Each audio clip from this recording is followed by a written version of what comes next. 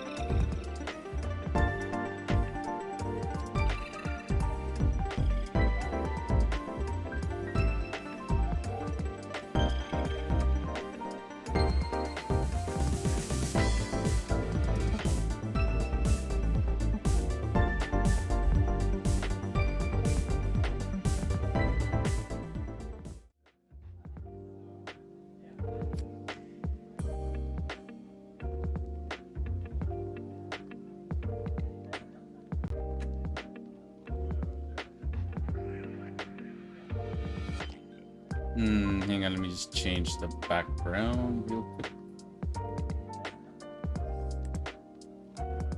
It's a very nice afternoon. Well, just afternoon. We still have like about, what? Yeah, we have about 7 minutes left until we start.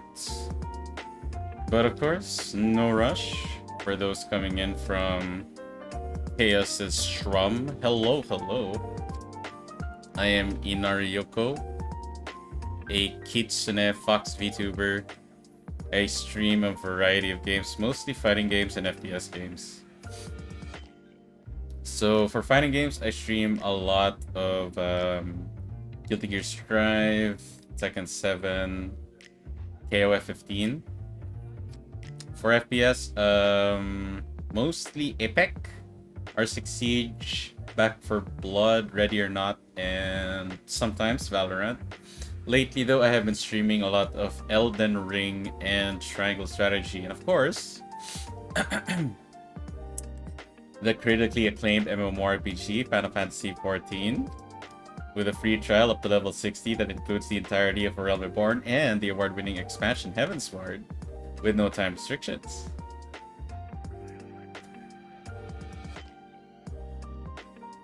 I'm just waiting for my guests to assemble.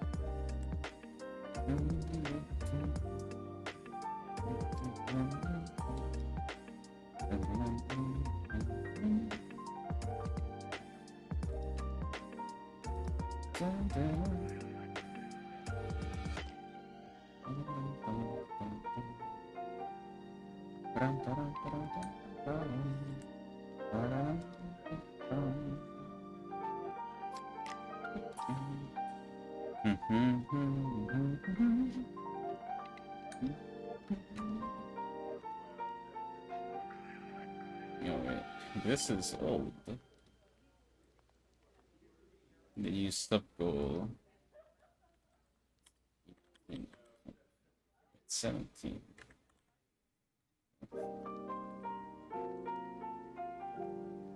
Animated units.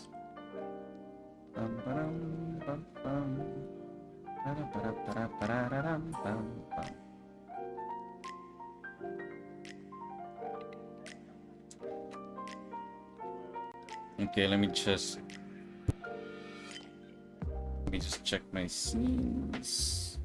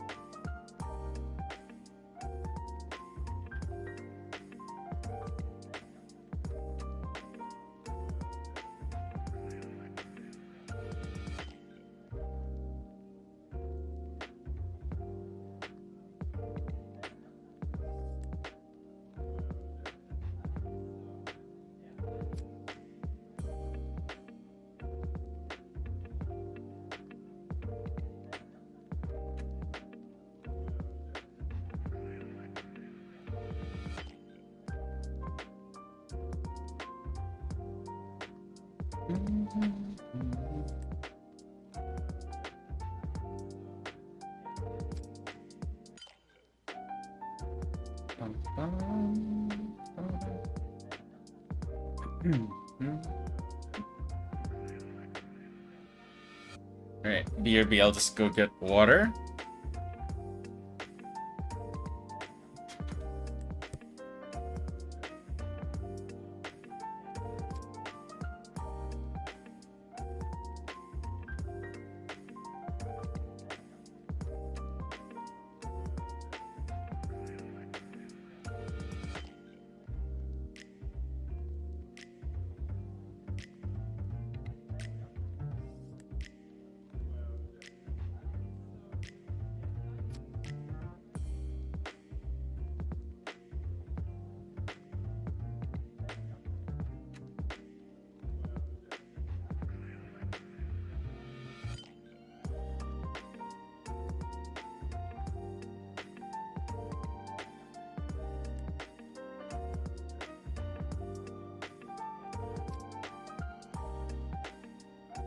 Okay.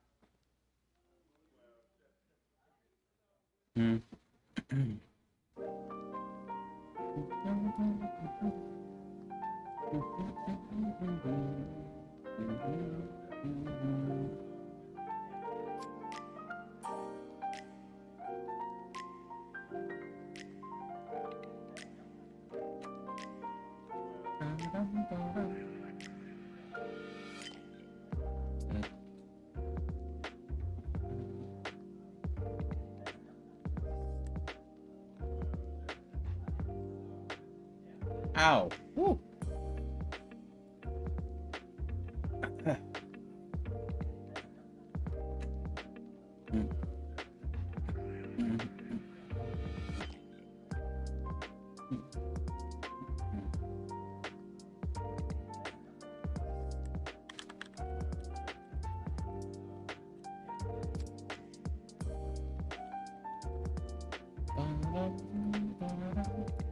Okay, my guest should be arriving in a bit.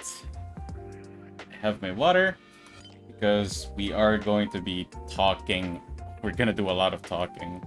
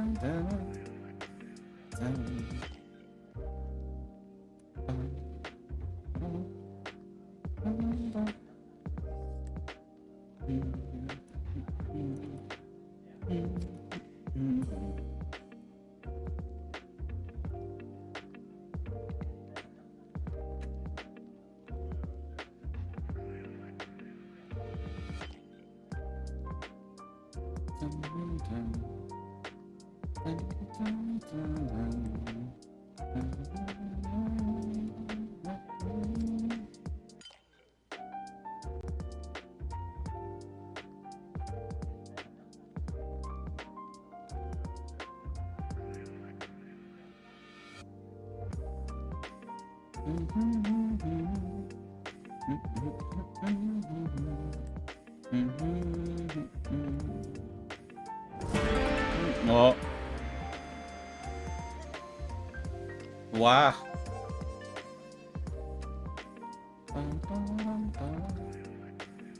Raid party. Oh my goodness. Whoa, whoa, whoa, whoa. Such a colorful animated emote. Hi, Inari! Sorry, let me send you the link for my camera. Oh, yeah, sure, no problem. Hopefully, my raid went through, right? I haven't checked my Yeah, it did, the Twitch. worry. Okay. Okay. See if it's gonna work right now. Let me just test it again. Ah, okay.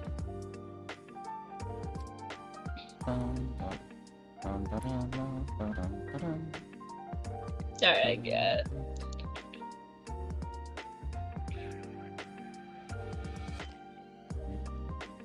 Alrighty.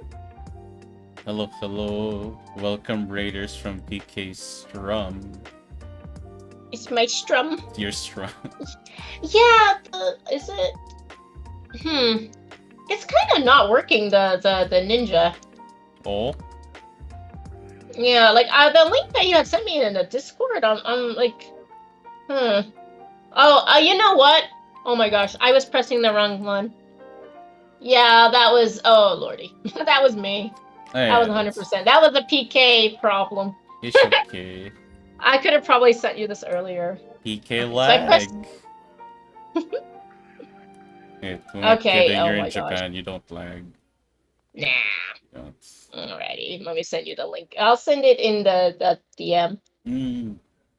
Yeah, I was pressing it wrong. No problem. Alright.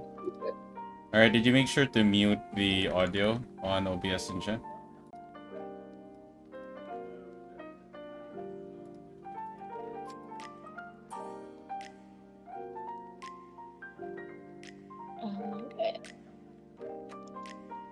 So should I just say like no audio source? Audio source?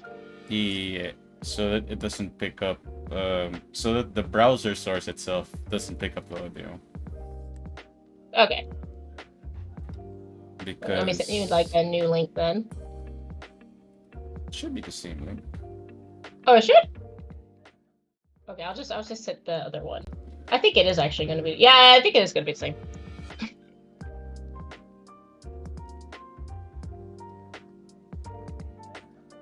So, have you turned it on? Not yet. Is it? Oh, did I? Man, am I missing a?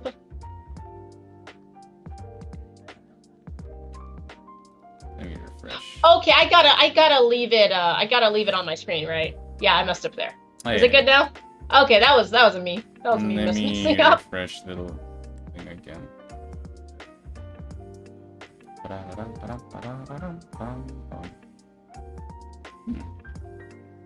Still a blank. Really? Yeah. The stream ID you're publishing is already okay. Let me just do it again. Yeah, you said I was disconnected. Okay. Okay. Let me. I'll just completely redo this. Oh. Thank you for the alert, Xeno Silverline. Thank you.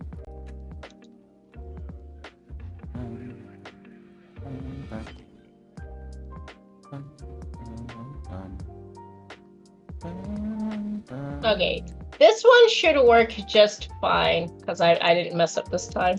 That was 100% me. Oh, good, oh, good. All right.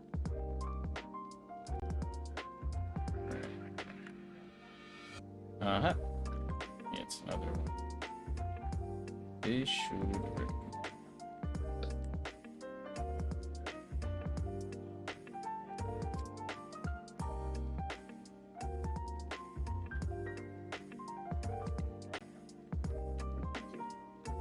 Let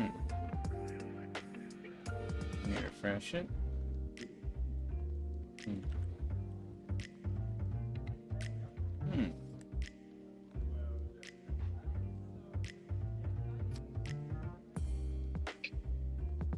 Is it working? It's odd. It's still blank. Which one did you choose? Which one? Share your camera or share your screen? I think I did like share your camera. Add your camera to OBS. That's the one you picked, right? Sorry, I think so. I could try it again. Yeah, add your camera and then no audio. Everything Okay. else you leave alone. Okay.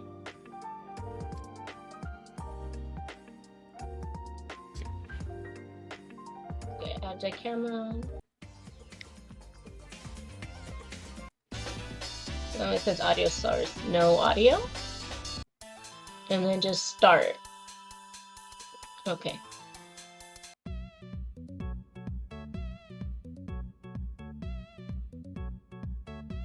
Let's try this one.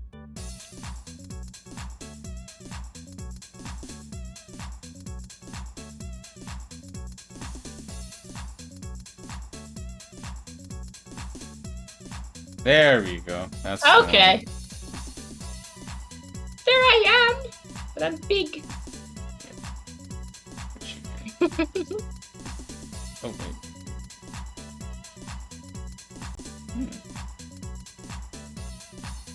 Oh right. Oh, there is a flip one. There we go.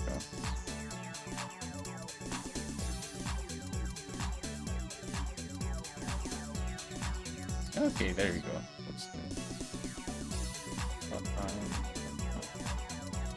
Okay, we are just waiting on Chaos. Let me message him. I think he said he was gonna get something to eat. Hey, not numbskull. He did say, like, he will get something to eat real quick. Real quick, okay. Real quick.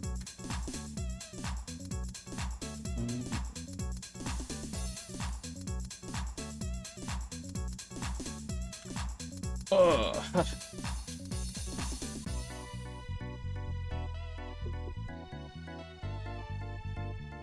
So are you ready for the part 2 and 3 of this talk? Because part 1 is pretty straightforward.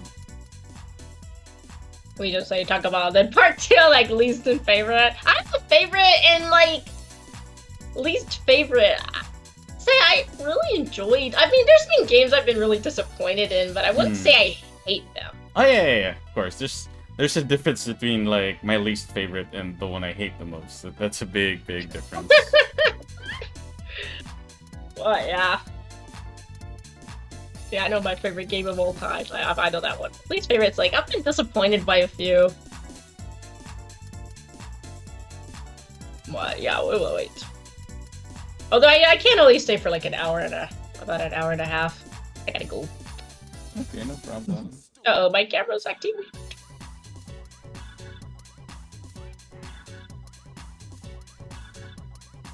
I like those dancing emotes. Yeah, the dancing emotes.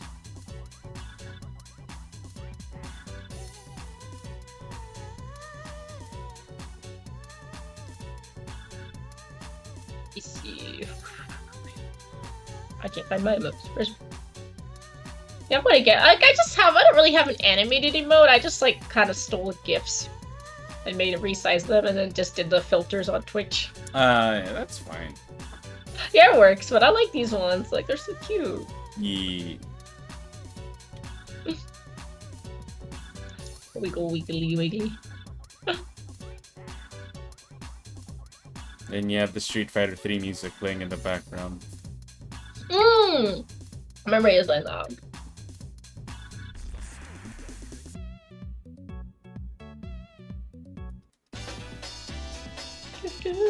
I was listening to like Tekken 2 music. I don't know. Do you ever watch Donkey? Donkey? Yeah, Donkey. He made a video about Tekken 2. It's so good. I forgot his full name. Like video game Donkey. Oh, that Donkey. Yeah. Yeah. He made one of Tekken 2 like the other day. Like literally like, yesterday. Ooh, I should give it a watch. It's really good. It's like so good. And then I have to I'm like, next time I play Tekken, I'm having Tekken 2 soundtrack in the background, which was this stream. Although my Tekken, I mean, the player matches were fun, but then I made the mistake of getting a rank and I got salty and ranked. Ooh. You know how it is. Yeah. Have you seen the Jin and Devil Jin EX mod? Not. I gotta do it. It's really crazy. I linked it in FGC, the Devil Jin EX mod, and I'm just like, if this is Tekken X Street Fighter, not gonna lie, it looks really cool. For those who are curious, I'll show it to you guys on stream.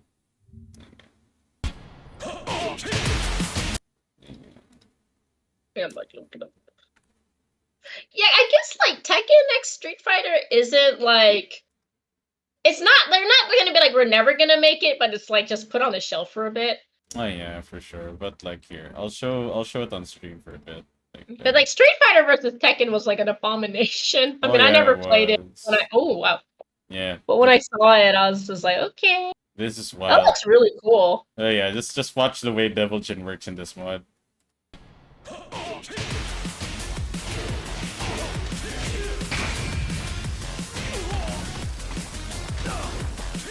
And then...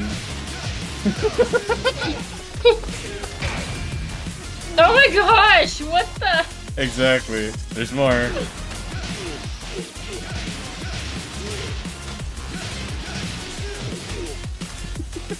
That is so cool. It is! Laser mid combo, imagine that. Oh god, this. That'd be broken. Of course, they'd have to nerf the damage, but yeah. Oh, that's so that's a Makono thing. Again, it's a really funny mod. But just based on that concept alone, it does have the whole speed of Tekken and the precise, strict inputs for Street Fighter. So, I think moving forward, if they're gonna do Tekken X Street Fighter, that is one approach they can do. Mm-hmm. Because if there's one other than the parry from SF3, if there is one gameplay feature of Street Fighter that ages pretty well, it has to be the FADC from Street Fighter 4. Forced attack dash canceling is such a good tool. And it justifies like how much meter you use and how much you have. Yeah, I didn't play like Street Fighter 4 at all. Like I dabbled a little bit in Street Fighter 5, but it's just like this felt so weird. But I know Street Fighter 4 is like really popular though. A lot of people like that one. Of course. And like Street Fighter 4, I will say, despite all the flack it gets for all the bullshit DLC microtransaction practices, Street Fighter 4 was definitely responsible for transitioning the FG from cabinet and arcade to big-time console and local tournaments. Love SF4 over 5. I totally get you there, Xenos, and I 100% agree with you. Yeah, that's what kind of I'll say the universal opinion is, because, again, it's the Street Fighter 5 mechanics as to what I don't like. But, like, everybody, like, I know Street Fighter 5, they kind of fixed it, and I do like they did that last patch. Yeah. And, like, some of the additional DLC, I do like it. Like, the support for the game's been really good in, like, the last year, but it's just mechanically not for me. I mean, my experience was worse because I played Street Fighter 5 on launch. That was not good. Yeah, the input delay was very noticeable. I think they actually fixed that a bit, or is it still, like, a thing? Because I had to put my controller down. It's still a thing, but it's not as egregious of a problem as it was on launch. Because on launch, you could, like, imagine one bar Tekken that you can actually see, but it's not, like, it's an actual feature. Like, playing one bar Tekken 7, if you press, like, 3, you can see the delay before the 3 comes out. That was essentially Street Fighter 5 on launch. It was bad. It felt so weird. Yeah, I got that. I was like, I think I got it maybe a year, because it was cheap. It was like, you could get, like, what, like, 6 or 7, 8 characters for, like, $6 or something on Steam, and I actually bought it, and I was just like, okay, well, first of all, how come all the characters don't have as many supers as they used to? And I was just like, this feels like alien. Because, like, when I played Tekken 7, it still felt like a Tekken game to me. It actually had a lot of added features, but Street Fighter, I'm like, this is not the game I played growing up at all.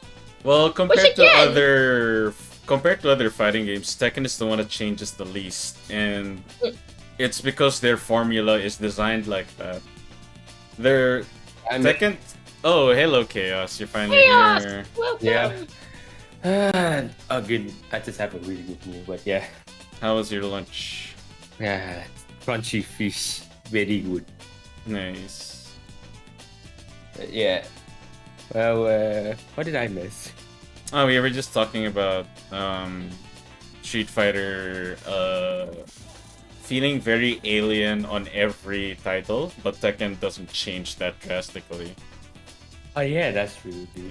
But anyway, now that we are all here, Blue will try his best to make it here, and Mari unfortunately had to cancel due to some family planning that appeared the last minute the other day, but that's fine. It's completely fine.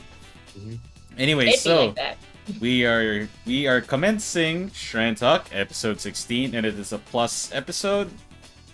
And I am joined by 2 other of my FG friends. Of course, we have PK, and across me, on the chaotic plane of my house, is Chaos Cosmic Being. Hey! There you go. Cursed PNG. My God. The cursed Pooh Bear. The cursed Pooh Bear. Yeah, the cursed Pooh Bear that just wants quote Pooh Bear will grapple you to death. Oh yeah, don't let I just want don't some let the warm Pooh Bear hug, fool you. guys. What are you talking about? Don't let the Pooh Bear fool you. Okay, so today's topic, we are gonna first start off with Maximilian Dude's topic of fighting games becoming free to play, and I did watch. It was practically a mini series on his channel because of how impactful of a topic it was. So I decided, you know what? I wouldn't consider MaxDood hardcore fighting game, but he's definitely like a very passionate fighting game player. Yeah, Like, he's an OG. He knows his Yeah. stuff. He knows his stuff. He definitely knows his stuff. But he's not like upper echelon, like esports level, you know. Yeah, he's not a pro player, but you know, he's been with the FGC for so long. He's He makes so much much more- content. He's much more relatable that way. He's not. Yeah. He's not too casual that you're like, oh, they don't know what they're doing. Yeah, but he can he's play. not. He is Yeah. not too pro or hardcore. You're like, oh, he's speaking on another level that he cannot Yeah. understand us. No, he's at the perfect level of he knows what he's doing. He's very skilled, and he's someone you can definitely relate to, which is one of his major appeals. He was a Yeah. pro back in Third Strike and Marvel. Yeah. Yeah, he has tournament experience. Yeah, but he has tournament Ooh. experience, but like mainline nowadays, he's all about content creation and Yeah, yeah. and he's like one of the biggest ones for like the FGC. I mean, it's like he does so much Definitely. for like these games on launch. You And know, he not gets just like the that. message out. I love it. Not just that. One thing I like about MaxDood is that he has a very, well, to my knowledge, he has a very clean record. Not many scandals Drama? or controversies or drama. Yeah, he's like That's he's one thing I much like. more. He's Like, he's- squeaky clean. He's Yeah, very he's not like squeaky the other clean. one I think of like is Ari's. You know, avoid the puddle, but he's kind of got a reputation. Oh yeah. I mean, yeah. he's fun to watch, but he's Yeah. very toxic. He's, to a certain extent. When he had some scandals back in If the day. I were to describe Aris's personality, he has a very volatile and abrasive personality. Like, Yeah. in my honest opinion, I think he is basically that one person, you know, that has no filter when it's needed. For better or for worse. Yeah. But I mean, like, I don't think you he's... can love him for that, Oh, but yeah. yeah, he needs to sometimes like, yo, dude. Yeah, but I No, don't you You have think... to say everything that comes into your brain. Yeah, You but don't I don't have to. think... I don't think he is a bad guy, but yeah, there's sometimes I where think you're he's like... pretty. He can be really cool. Like, Yeah, if you've but- seen his yeah, streams like, and there's stuff, you can sometimes tell he's where- a cool dude. He just sometimes. Could use a Yeah, filter. like, It's chill. Yeah. Yeah, it's just need to chill now, dude. Alright. Get some filter there. Yeah. So, as you were saying, the topic for today is divided into 3 parts. And the first part is, of course, we are going to talk about MaxDood's take on fighting games becoming free to play. And, of course, this is not solely because of the whole hype surrounding... Oh, wait, I forgot to update my Discord link, but I can multitask. He was...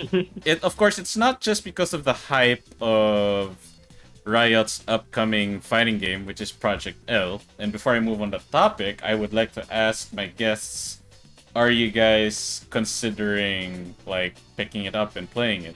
And spending time to learn it and shit? Definitely. As a League fan and League player still, I feel obligated to play it. Because it's like, okay, you're taking like one of like a series that brought me back to gaming, which is League of Legends, and you're putting it in a fighting game, like my favorite genre Your of favorite games. So I'm genre, gonna yeah. play it. Yeah.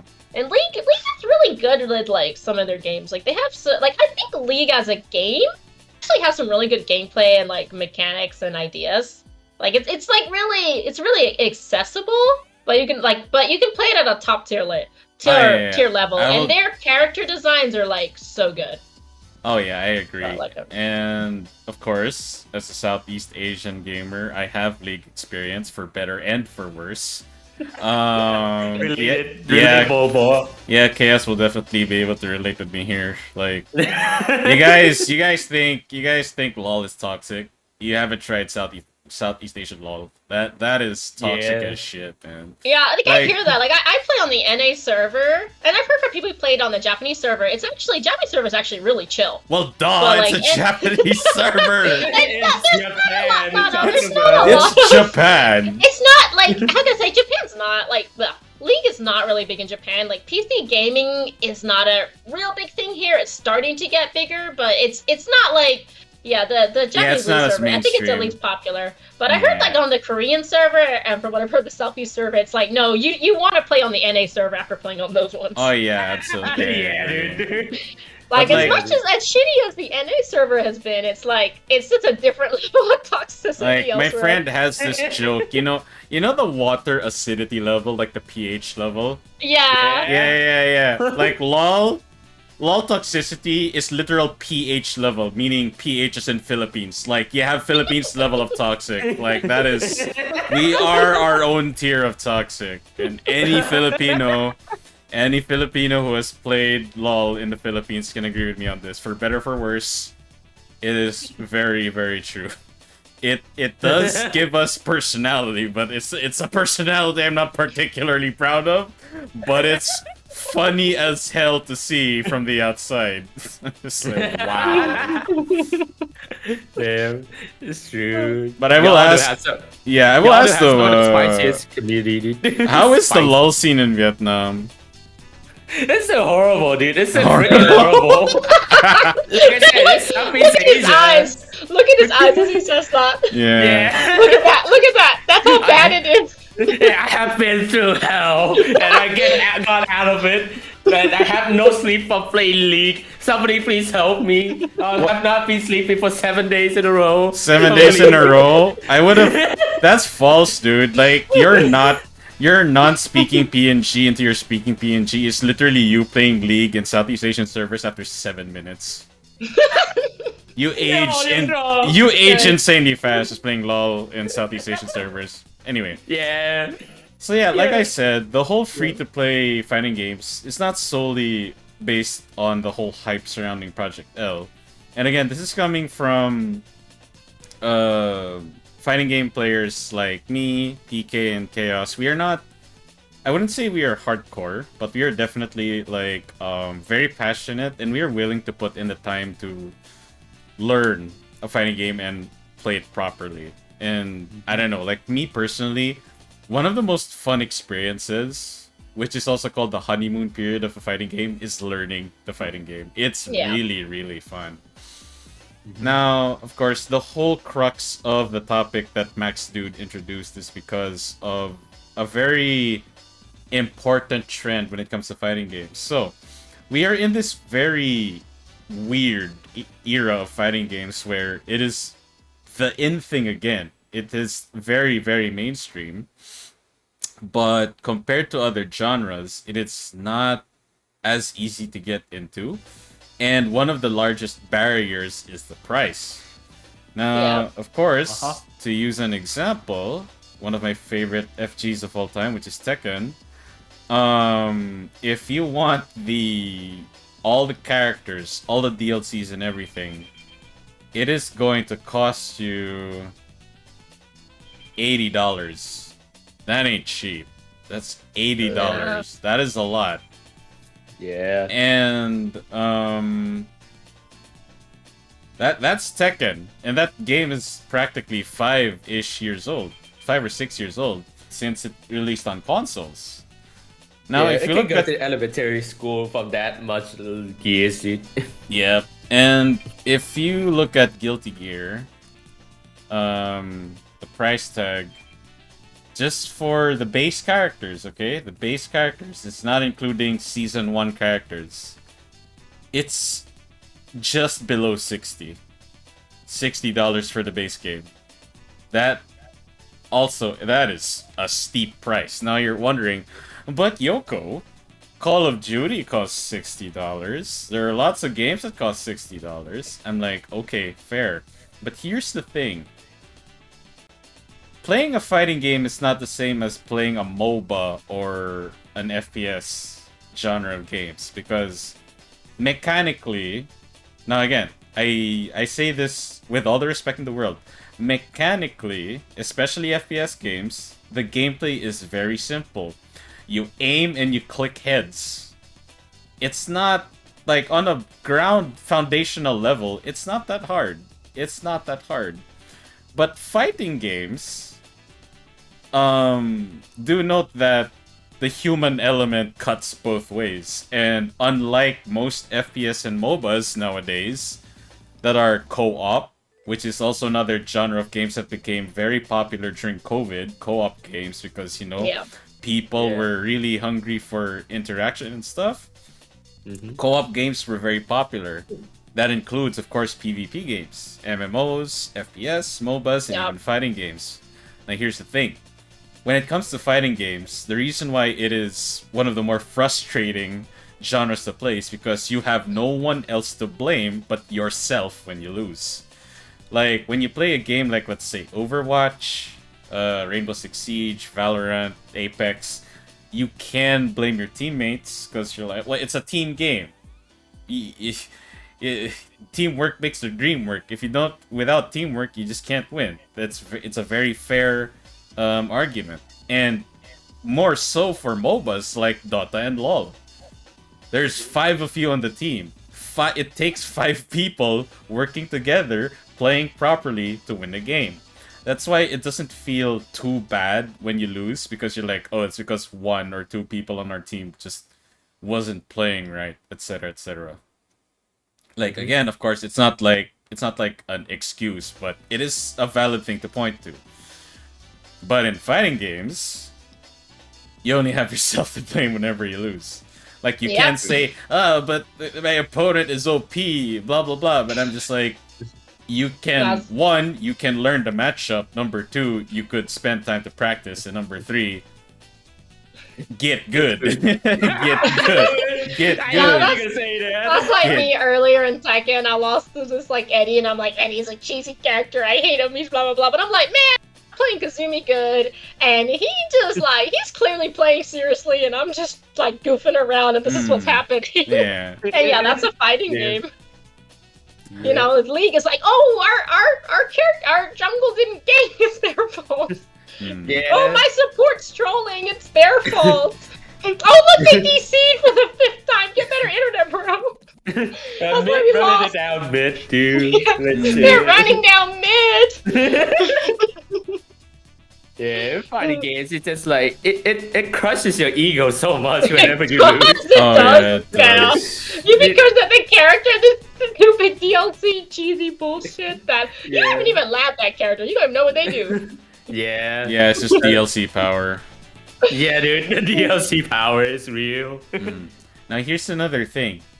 For $60, instead of buying a fighting game where, of course, you have yourself to blame, but also your opponent being really good, you can spend $60 buying a single-player game like Elden Ring. You'll still have yourself to blame, but you can also blame the game for being bullshit. Yeah, like that's an external factor. Like there. that's bullshit. I dodged that attack for sure. But the thing is, will the game die after 20 years? No. Elden Ring's not gonna die after 20 years because it's a single-player game. Yeah. But a fighting game lifespan is only as long as its community base. If you have no one to play with, the game is dead. It doesn't matter how good it is. Dead or Alive sticks. You look at Smash Bros. Melee. It's so old, but it's still alive and kicking. As much as people like to make fun of the game or the community, the game is solid because the people that support it are still playing the hell out of it. You look at Smash Ultimate. I'll make jokes about the Smash community, but actually, as a game, like Smash is a lot of fun. Like if I had a Switch, I'd play it myself. But like Smash Ultimate, even though it's the newest title, has less players than Melee. Yeah, it has less players than Melee. It does. And it didn't come for the Kazuya DLC. Oh, I swear, Kazuya made me want to play. I was like, damn, Bell Switch. They got Kazuya up in here. But the funny part also, and Chaos you two will agree with me on this, Melee has something that Ultimate doesn't. Would you like to gander a guess? Rollback. Indeed, that is the thing. Smash Really? Melee, yeah, it's community just like Ultimate had that. Okay. No, it didn't. Like, look, much like community versions of games like Melty Blood, they added rollback for that. And Melee, obviously didn't have online play, but they modded it to make it work, and guess what? They used rollback. Okay. They used rollback, and it works. It freaking works. Now, here's the thing.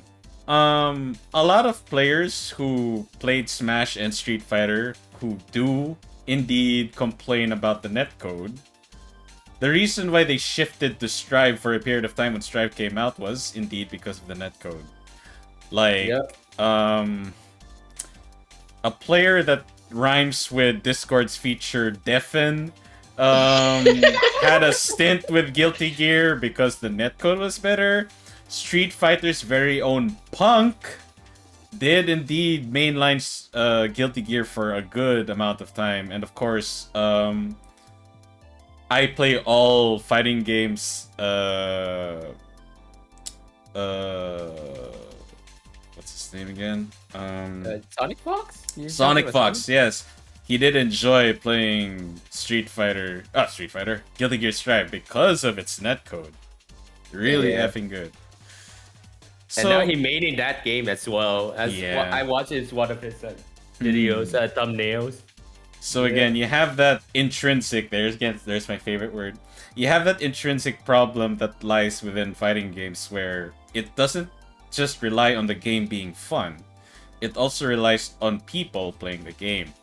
So you have people that start playing the game on day one, and somewhere down the line, other games will be releasing, and some of them will leave either permanently or temporarily. And of course, there is the infamous honeymoon period where you will no-life a game for a week or two, and then suddenly you drop it off the face of the earth. Yeah. That is something very common in fighting games. Yep. But the bigger problem here, like I said, is that with fighting games, especially now, there's so many fighting games coming out, and the consequence of having a big paywall, which is the price, becomes even that much of a bigger problem. Like, honestly, if someone were to ask me, like, hey Yoko, should I get Tekken 7? I'm like, on sale. Yeah, that's what I say On all the sale. time. On sale. Get it on sale so you have all the characters and shit for cheap. On sale. Yeah, especially Tekken 7 because it's so old. Yeah. But, if someone were to ask me, how about Grand Blue? Oh yeah, sure, buy it anytime. Just make sure you have someone to play with, because the community there is practically in limbo right now. Yep. But again, It's see, almost died Grand dead, Blue, yeah. Grand Blue's only problem is the community number. But you look at the price of Grand Blue, and it's such appealing of a game because, again, it's an ArcSys game, so you can count on the visuals looking very, very good. And even Chaos, who I did remote play with, he did enjoy the hell out of it. Yep. And It was good. all the characters, all the DLC, it's literally $20. 1,000 pesos. That is cheap. The base game with just the base characters, it's $9. Now, of course, for everything, right? Yeah, It's for everything? $9 for the base game, but for everything, 20. You may as well just dip in a little extra and get all the characters. You may Yeah. as well. That would be Yeah. me. Yeah. And again, like, it's a fighting game. That's a problem. You compare other multiplayer games, and let's say League of Legends. How punished will you be if you don't have all the champions? Not that. All the legends. Not all champions. Not that much.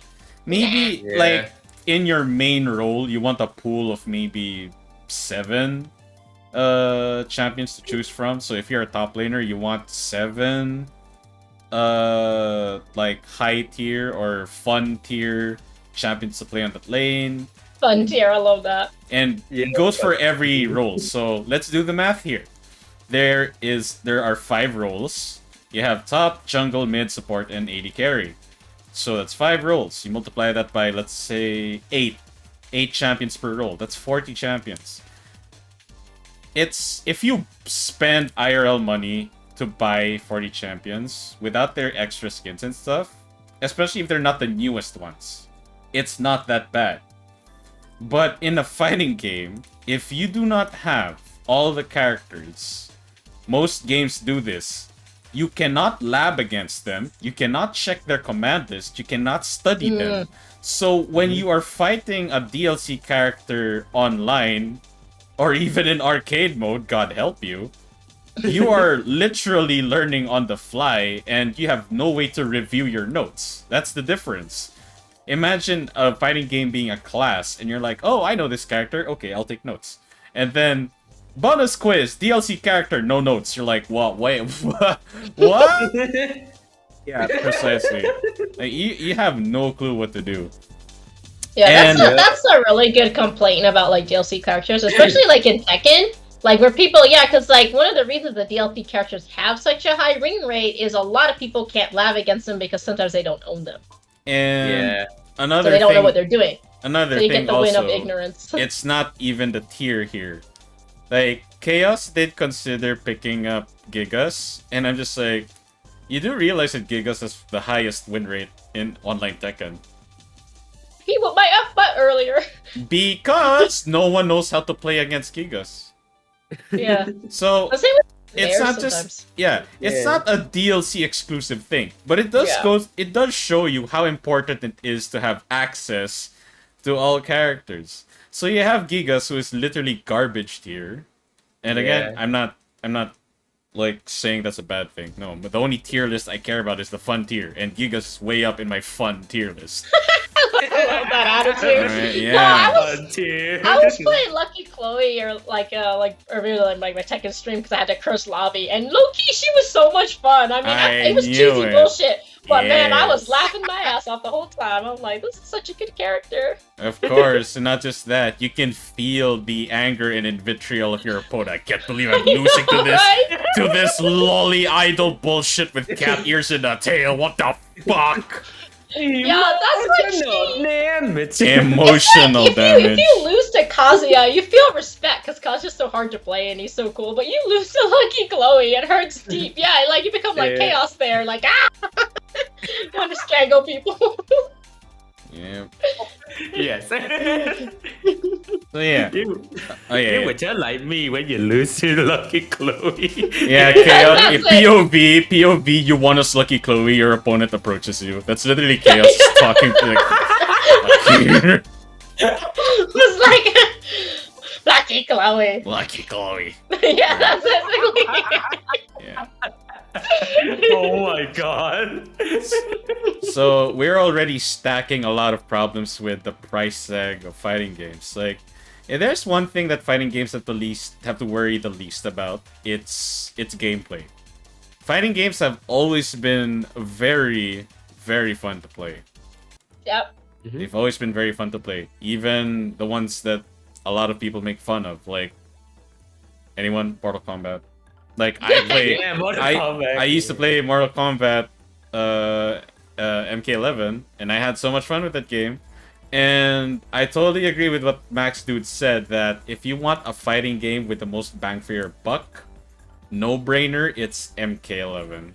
Yeah, they give you a lot of like single-player content, and There's the a lot of story's single good. player, I mean, I watched the story on YouTube. I was entertained by it. Pretty cool. Yeah, they put and the graphics are good in the game too. Like, there's a lot of like effort. It's very casual appealing, you know. Yeah. Fun character interactions, lots of personality. Yeah. Fun to just goof off with your friends, you know. That's it. That's how it should be. Yeah, dude. And of course, like that's another point that MaxDood pointed out. Other than the big three features of a fighting game, which is online play, versus / arcade and story, a fighting game intrinsically is very bare bones. Yeah. And it's very ironic because you look at video games in the past, we had lots of game modes in the past. You look at Rival Schools, that game had a lot of mini games, and you look at classic Tekken. We had Time Attack, we had Survival, Tekken Force, Story. Tekken Force, chicken. Chicken. Exactly. Like, Chicken. it was very like no one's gonna mainline that shit, but you look at streaming right now, I'm like, oh my god, could you imagine if Tekken 7 had Tekken Force? I would stream the hell out of that just for fun. So much fun. Yeah. It'd be really I fun. would play it just because of those single player content. And you can Tekken Ball is actually in Tekken 7. Yeah, Tekken Bull is in Tekken 7. So I'm just like, can we have more? Can we have Yeah, more? there was like a volleyball, wasn't there? In like Tekken Yeah, 3, there was. Yeah, There was volleyball Oh, in that's Tekken 3. cool. Yeah, there was volleyball in Tekken 3, and obviously the most OP character was gone because No, I remember that. If Gone farts on the ball, it's game over. Like straight up, it's game over. Just quit. Just fucking quit. Damn, the smell, man. It just hits hard. Yeah. But yes. Now, so moving on with what we know, we already listed down the current problems with fighting games, despite currently, I would say it's the best time to get into fighting games. My take on games becoming free to play. Now, before we move on to that, just a quick thing about free to play.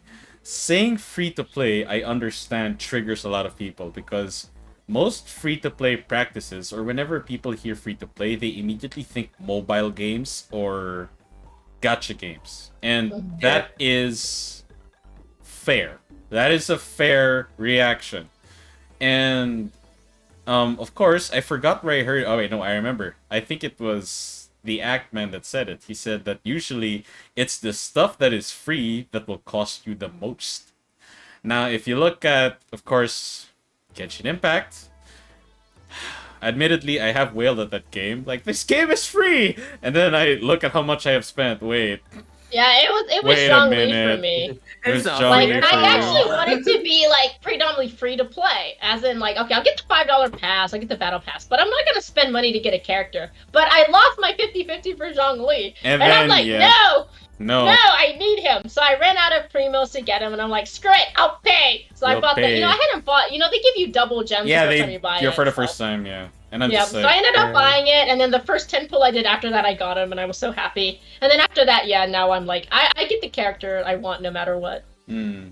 Pretty And yeah, see, and again, this game is free, but it's a premium game though.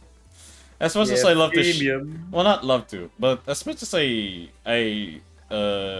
shit and criticize Genshin Impact, I can't deny that it's a great game and fun game to play. Oh, it is. Like, they give Yeah. you so much content. Like, the story's really good, the designs are really good, it's really big. I mean, it's not they could charge a subscription or something, and I would say it's worth it. I mean, it's Oh, not like yeah. Final Fantasy big and with that much content Final Fantasy, but it's like, considering it's originally supposed to be a mobile game, they did an amazing job with it. Yeah. There's a reason why Genshin Impact, yes, I know what I said.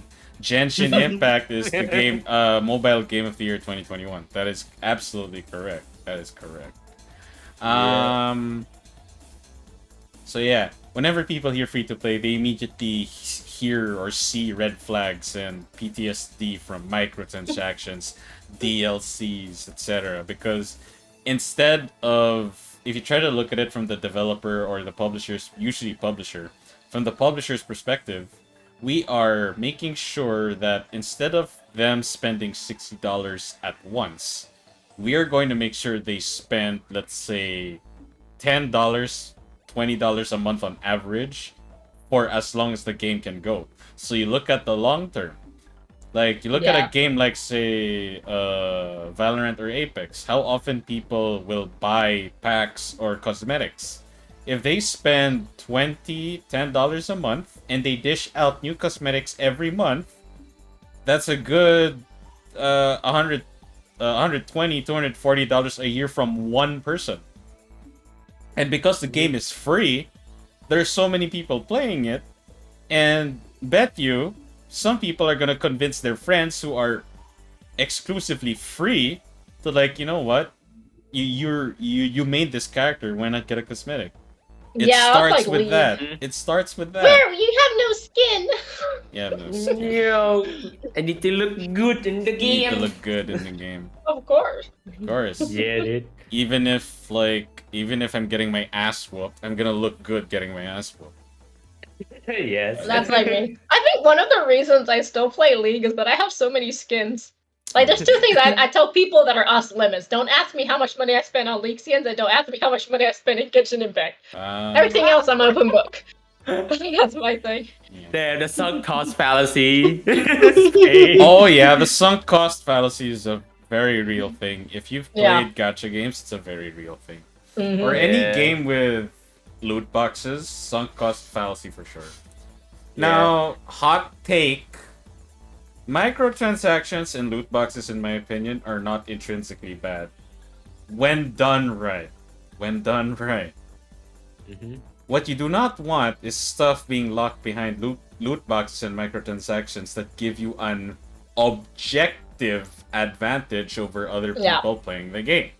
So, here's an example, and it could be an unintended objective advantage. Now, let's say they added costumes and cosmetics in Strive, right? Now, let's say that they give Potemkin one of his old skins. He looks a tad scrawnier there.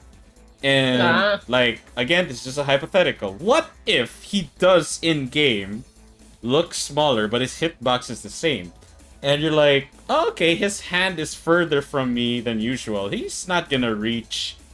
he's not gonna potbuster me from that far, even with Kyra Buster. Even with Kyra canceling. And then he just potbusters you. You're like, wait, what? And then you bring out the, that hit me! You bring out the data and you see that the hitbox extends past the model because the model's size doesn't match the model's hitbox, and that's the side effect of the cosmetic. Yep. That is an unintended advantage. Another thing, this is why Giovanna players tend to tiptoe when they pick a skin or a color palette. I forgot which color palette, but people for a while did call it the cheater's palette because it has the same color as dust, and it makes 5D and 2D such an insane 50-50 because hey Ethan, welcome. Hello Ethan, hello. Hey, because it makes reading the move and reacting to it a lot more difficult. And of course, we all know how infamous Giovanna's 2D is because of how far it reaches. Yeah. The war crime button. The war crime button. But yeah, imagine that, and you have to deal with 5D, which is concealed by the visual effect of 5D and Giovanna's color palette. Now, if that was something you had to pay for, I bet you people will buy that and just, you'll see nothing but that color of Geo. To make another example, in Rainbow Six Siege, for a season, there was a character skin that you can use for all operators that blended well with just about majority of the map. An esports team was willing to dish out like nearly 1,000 euros worth just to provide every player on their team with that skin. Just to have an objective advantage, because it was insanely difficult to see operators behind cover when they're blending with walls, and in an FPS game, everyone knows that visual cues are very important. You can't click on a head that you can't see. Yep. So imagine if you're like, wait, what the fuck hit me? I didn't see anything. And then you see the kill cam, and then you're like, wait, that's a head? I thought that was part of the wall. What the fuck? And exactly my point. Damn. So that's a problem. That's another thing about microtransactions and cosmetics having unintended effects. But you also have the egregious practice of EA, which ironically does not ask themselves, is this good for the player? Every time they implement microtransactions in their games. Like, okay, here's a character you can unlock. Okay, how long does it take? 40 hours? Oh my god. Well, that character is just cosmetic, right? I mean, their blaster does 20% more damage than your average blaster. Fuck it! So there's an objective level of advantage, and it's behind, like, either a grind or a paywall. Thing is, they know this. Not everyone has the time or is willing to invest time to grind for something. I'm not saying that grinding is bad. Grinding should be fun and rewarding, not a chore, not forced.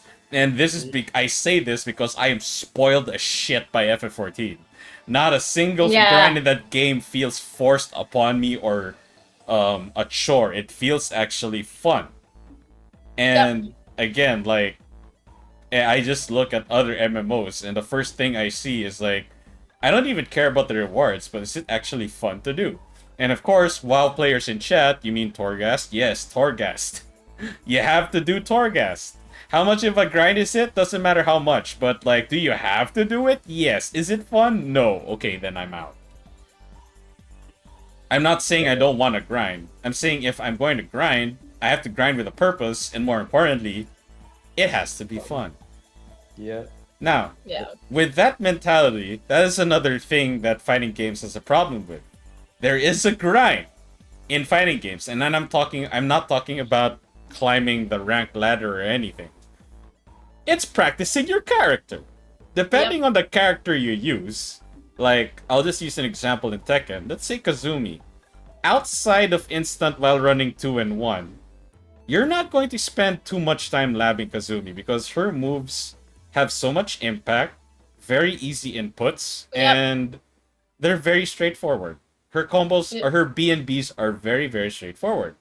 Compared to someone like, let's say, Kazuya or Heihachi. Learning how to EWGF 6 times in a row from the left and from the right, it will take you months to perfect that consistently. Now, you might ask, is it required? Personally, I would say no. But if you're gonna play ranked as Kazuya, there is a large difference between Mishimas who can electric and Mishimas who cannot electric. There is a big, big difference. It is very noticeable. Now, let's move on a topic I'm sure Chaos is aware of. You compare a person in Strive who can Karabuster and someone like me who cannot Karabuster. Very, very big difference. Chaos's Potemkin looks much less brain dead than mine. Mine just looks like he came out of a glue and paint factory with what he does. Mega Fisto. Yeah, I won a Max's Potemkin and I just Mega Fisted Mega the whole Fist, time. exactly. Mega Fisto. Mega Fisto. Grappler, Potemkin Grappler? No, Potemkin Brawler. How Mega Fist? That's it. We're really trying Mega Fist. That's okay, he's upset. Yeah, dude. Freaking Mega Fist to death, dude. Yeah, just Mega Fist someone to death. Yeah, it's just so good. After like mobile like move for part, dude. It's just so good. Yeah, it is. So now that we've listed down already the problem with fighting games and the problem with free to play, we're now at the meat of the topic. So, I will ask my two guests, do you think fighting games should become free to play now that we know the pros and cons of fighting games and the pros and cons of free to play? Hey, it's like I think like demos are kind of important. We need to bring back like demos as much. But like the free to play model does attract a large player base, you know. I've had people tell me that they will not buy Final Fantasy and sub to Final Fantasy. Where's the game? The game is like what? Like the latest expansion is like what? $40. $40. Then you pay $12 a month. That's it. You get all the content, nothing else. Anything that you buy in the mug station is either like a story skip or cosmetic. It's not gonna really affect how you play the game. Yep. But this person will spend like $200 trying to get a Genshin character to C6. It's just like, okay. Yeah. And you get way more content in 14 than you do in Genshin. Yeah. And like that's the problem. Like, but Genshin Impact has a huge player base. Yep. The same thing is Lost Ark. Yeah, Lost Ark is a free-to-play game. Lost Ark launched on Steam. I could not believe the numbers. 1 million players. That's ridiculous. Why is it 1 million players? MMO, it's free-to-play. From Korea. Yep. Which is a very niche genre. Not just that. The main reason people tried it out was free-to-play. And I think the people who stuck with the game is... I want to say, I know it's dropped down, but I think it's even like 200,000, 300,000, which is still a lot of players. Some may be bots, but that's a ridiculous amount. I don't think Final Fantasy gets that many players. I'm not sure the exact numbers of Final Fantasy. Oh no, I've disappeared. Oh no. I just had to refresh because your thing was lagging. But like, not just that, but like even Korean MMOs also have a bad rep for being either buy to play or buy to win, pay to win, or grindy AF, and the grind is just not fun. Yeah, But yet Lost people Ark are isn't still so bad. people are still playing the hell out of Lost Ark because it's free. Yeah. And as for FF14, the reason why a lot of people stick through with FF14 is because, sorry Hoyoverse, but if you want to let the haters shut up, how about you listen to what your player base has to say? Yeah. Because Yeah, dude. Yoshi P Yeah. has dedicated his everyday routine to looking at feedback. Like, one of the recent problems that they've encountered was the whole housing lottery system. We are getting updates practically every day. And I'm like, Yo.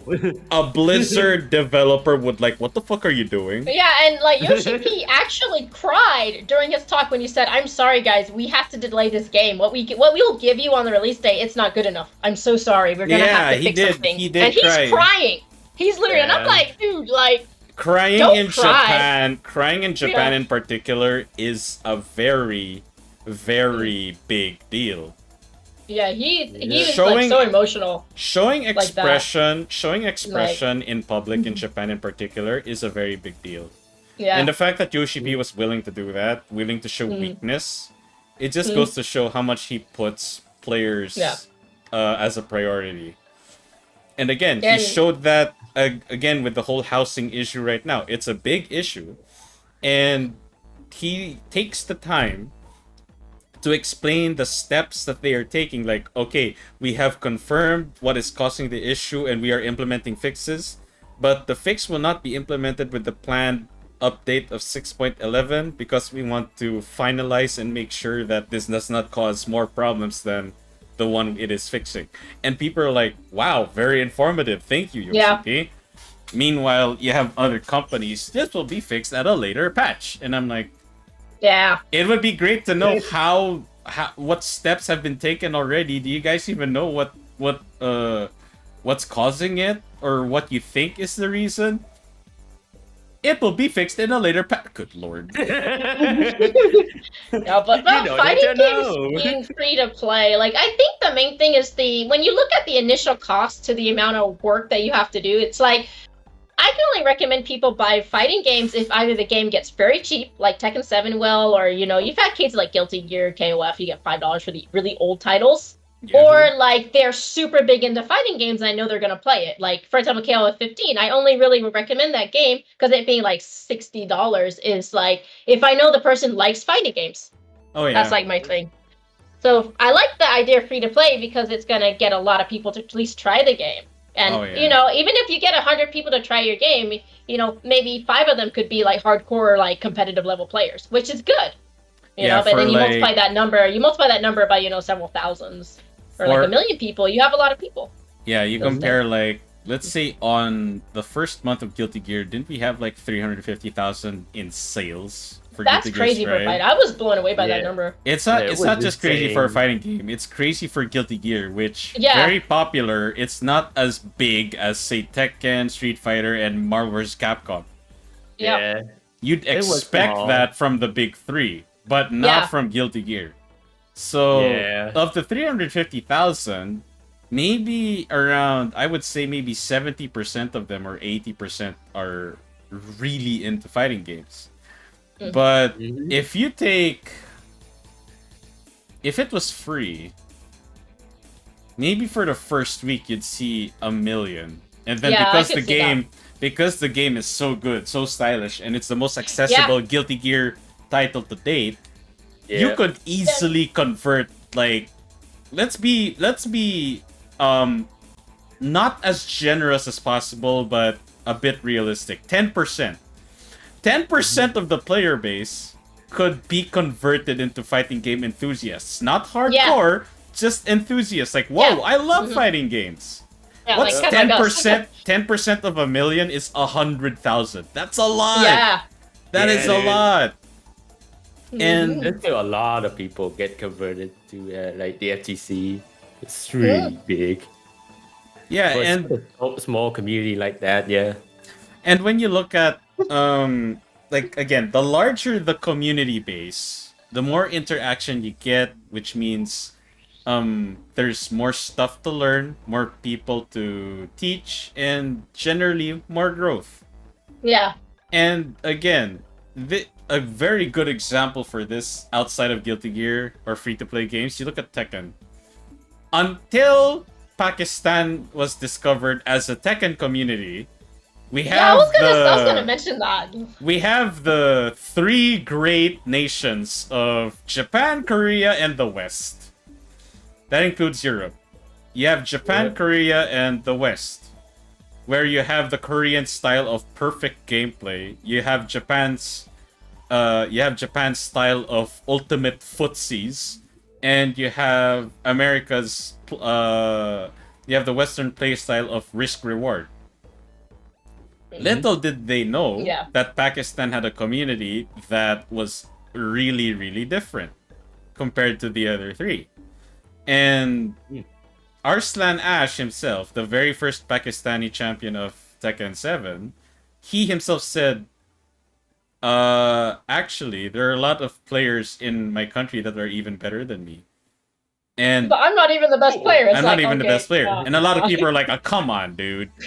Okay, so of course they thought... Well, that's why Nee went to Pakistan. He actually did take a trip to Pakistan because he wanted to meet the community. A lot of people were like, okay, it's Evo Japan. It's not Evo. It's just a fluke.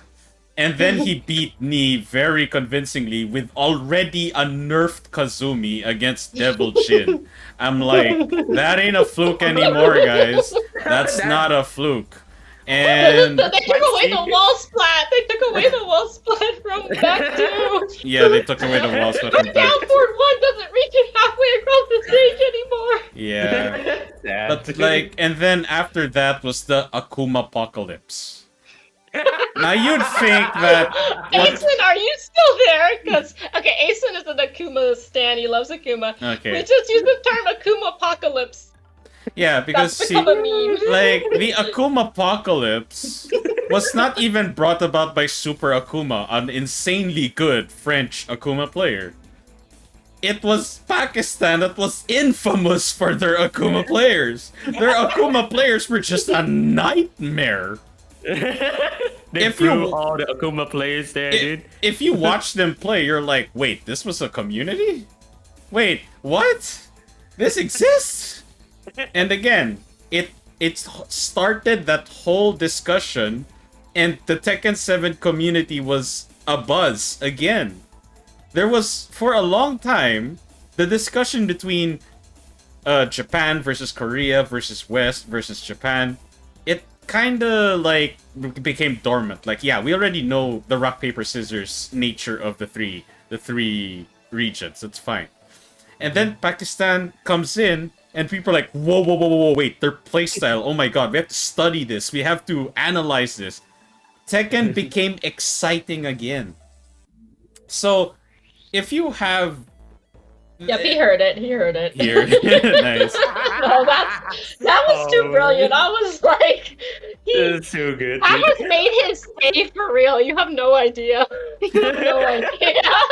So you have this effect of a new emergence of an emergence of a new community. Now, with Guilty Gear or any fighting game for that matter, could you imagine what the landscape would be like if you converted people who don't know fighting games into fighting game enthusiasts? They'll be willing to learn some really crazy shit. And thank you for getting nice, sub, PK. PK. Thank you, I appreciate it. I'll take your fun. That was just too good. That was too good. It was too good. Akuma Apocalypse. And Like, also, just so you know, I'll have to probably be heading out in about 20 minutes, so I gotta go Oh, to yeah. work. I did say only I could like do an hour and a half today, no unfortunately. problem, it's okay. Yeah. Alright, so that is PK's take. How about you, Chaos? Do you think FG should become free to play or no? Well, like, at first when I thought about, like, F2P for, like, fighting games, I was, like, a bit, like, afraid. Like, I still am, but, like, when I think the first thing it was brought into my mind was, like, the community. Like, I just hope that it doesn't just get, like, more toxic when it's gone, like, free to play. But then I just realized that almost like none of us actually use the voice chat or anything there. Chat is almost it's not existent there. Yeah. So like that scraps away my fear about that. But then I think about like the grinds where I have to do if they plan to do it like League, which like you have to grind for like the money just so you can buy the character. It's already very painful. Like imagine like I'm the grappler main and like if they don't have like one of their grapplers as like the character that free to play at the start, then like man, like I would be so annoyed trying to like grind all of it. So like I would still like rather the fighting games to be cheaper but not free. Cheaper but not free. Okay. Yeah. So maybe like the Dead or Alive 6 model. Because Yeah. actually a good model. You get 4 characters, enough to like kind of sample the game. Like the thing with Dead or Alive, like people complain about the cost of that game, but if you look at it, with the exception of like, you know, buying the characters themselves, and even then you can pay like $30 and get all the characters, all those like DLC is all cosmetic. It's just for outfits because, you know, you gotta make your waifu look cute. So that's essentially what it is, and that's why some people are like, "Oh, this game has got like $1,000 worth of DLC." Yeah, skins like League of Legends. League of Legends has $1,000 worth of DLC. It's just skins. I mean, sometimes you do have an accidental advantage in a skin, but that's not something that like you're like a casual, even maybe more hardcore will notice. It's like those people who like kind of like super hardcore, they'll notice stuff like that. You have to really look into and even it. then, when you do play in tournaments, they'll ban stuff they think is unfair. So, that's happened with League. Like, you have skins you cannot play. I looked at the DLCs for like 1 minute, and I'm just laughing at how much of a joke the season pass is. I look at season pass like that's 4, kinda I'm like like, I just look at this. I'm like, features 53 costumes, okay, and 1 character. Excuse me, what? What is? the character What you like, is though. this season pass in a fighting game? Yeah, season pass. So how many characters? 1. Excuse me. 1 move. 1 character. Live, they kind of messed that up at the end, but the initial plan I think was actually a really good idea. Like, I think they should just change the name to Hot or Not. That's basically the season pass. The season pass at least will make sense. Is your character hot or not? Here, 50-something cosmetics, season pass 1. Wait, 50 cosmetics? Cool, shit! If there's 50 cosmetics, if there's 50 cosmetics, how many characters are we getting? Oh, just 1. What? Wait, What? Well, but Dead or Alive has like its own issues though. Like with how they've marketed the game and stuff, like because you have a lot of people in the community that want the game to be taken seriously, but then they do stuff like that. Yeah. Or give you 50 costumes for 1 character, so it's like, yeah, you got kind of different of opinion. So, and then they have the core value stuff as well. Ad marketing. Yeah. Core values.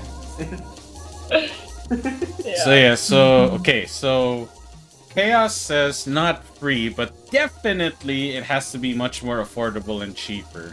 Yeah. Okay, I will agree with that. Now, I would go somewhere middle ground here. Now, I'm gonna look at this from the perspective of both the publishers and the players. If publishers do not want to lower the price, they should make really good demos of fighting games, because nowadays there has been a surge of games having demos now, and especially single player games where, like, for example, Triangle Strategy, there's a demo that you can play up to like chapter 3 and it carries over when you buy the game, and we haven't heard of single player demos for a long time. Yeah, I know, like, Tekken 3 had a demo. Like, it was like, or like, I think what you could get, if I was remember on the PlayStation times, like, some, like, Bandai Namco games, when you bought them, they would have, like, a little demo in the game sometimes for, like, a game that they were also going to release. Or you could get, like, PlayStation demo discs, where it's just a bunch of games. Because I remember playing Tekken 3 on a demo, and you could play Eddie or Xiao Yu. Oh, yeah. I distinctly remember playing that a lot. Yep. before I actually got Tekken 3. And But that's like, I haven't seen like with any fighting games, especially since arcades are gonna be gone. I mean, even Japan, they're disappearing. Arcades are practically gone in America. There's no way to Unfortunately, see if you're gonna like the game. And I mean, Stream does have that. You can refund it if you haven't played it over 2 hours within 2 weeks. You have that, but it's just like It's just a the hassle. initial like buying a Yeah. game. Yeah, you know.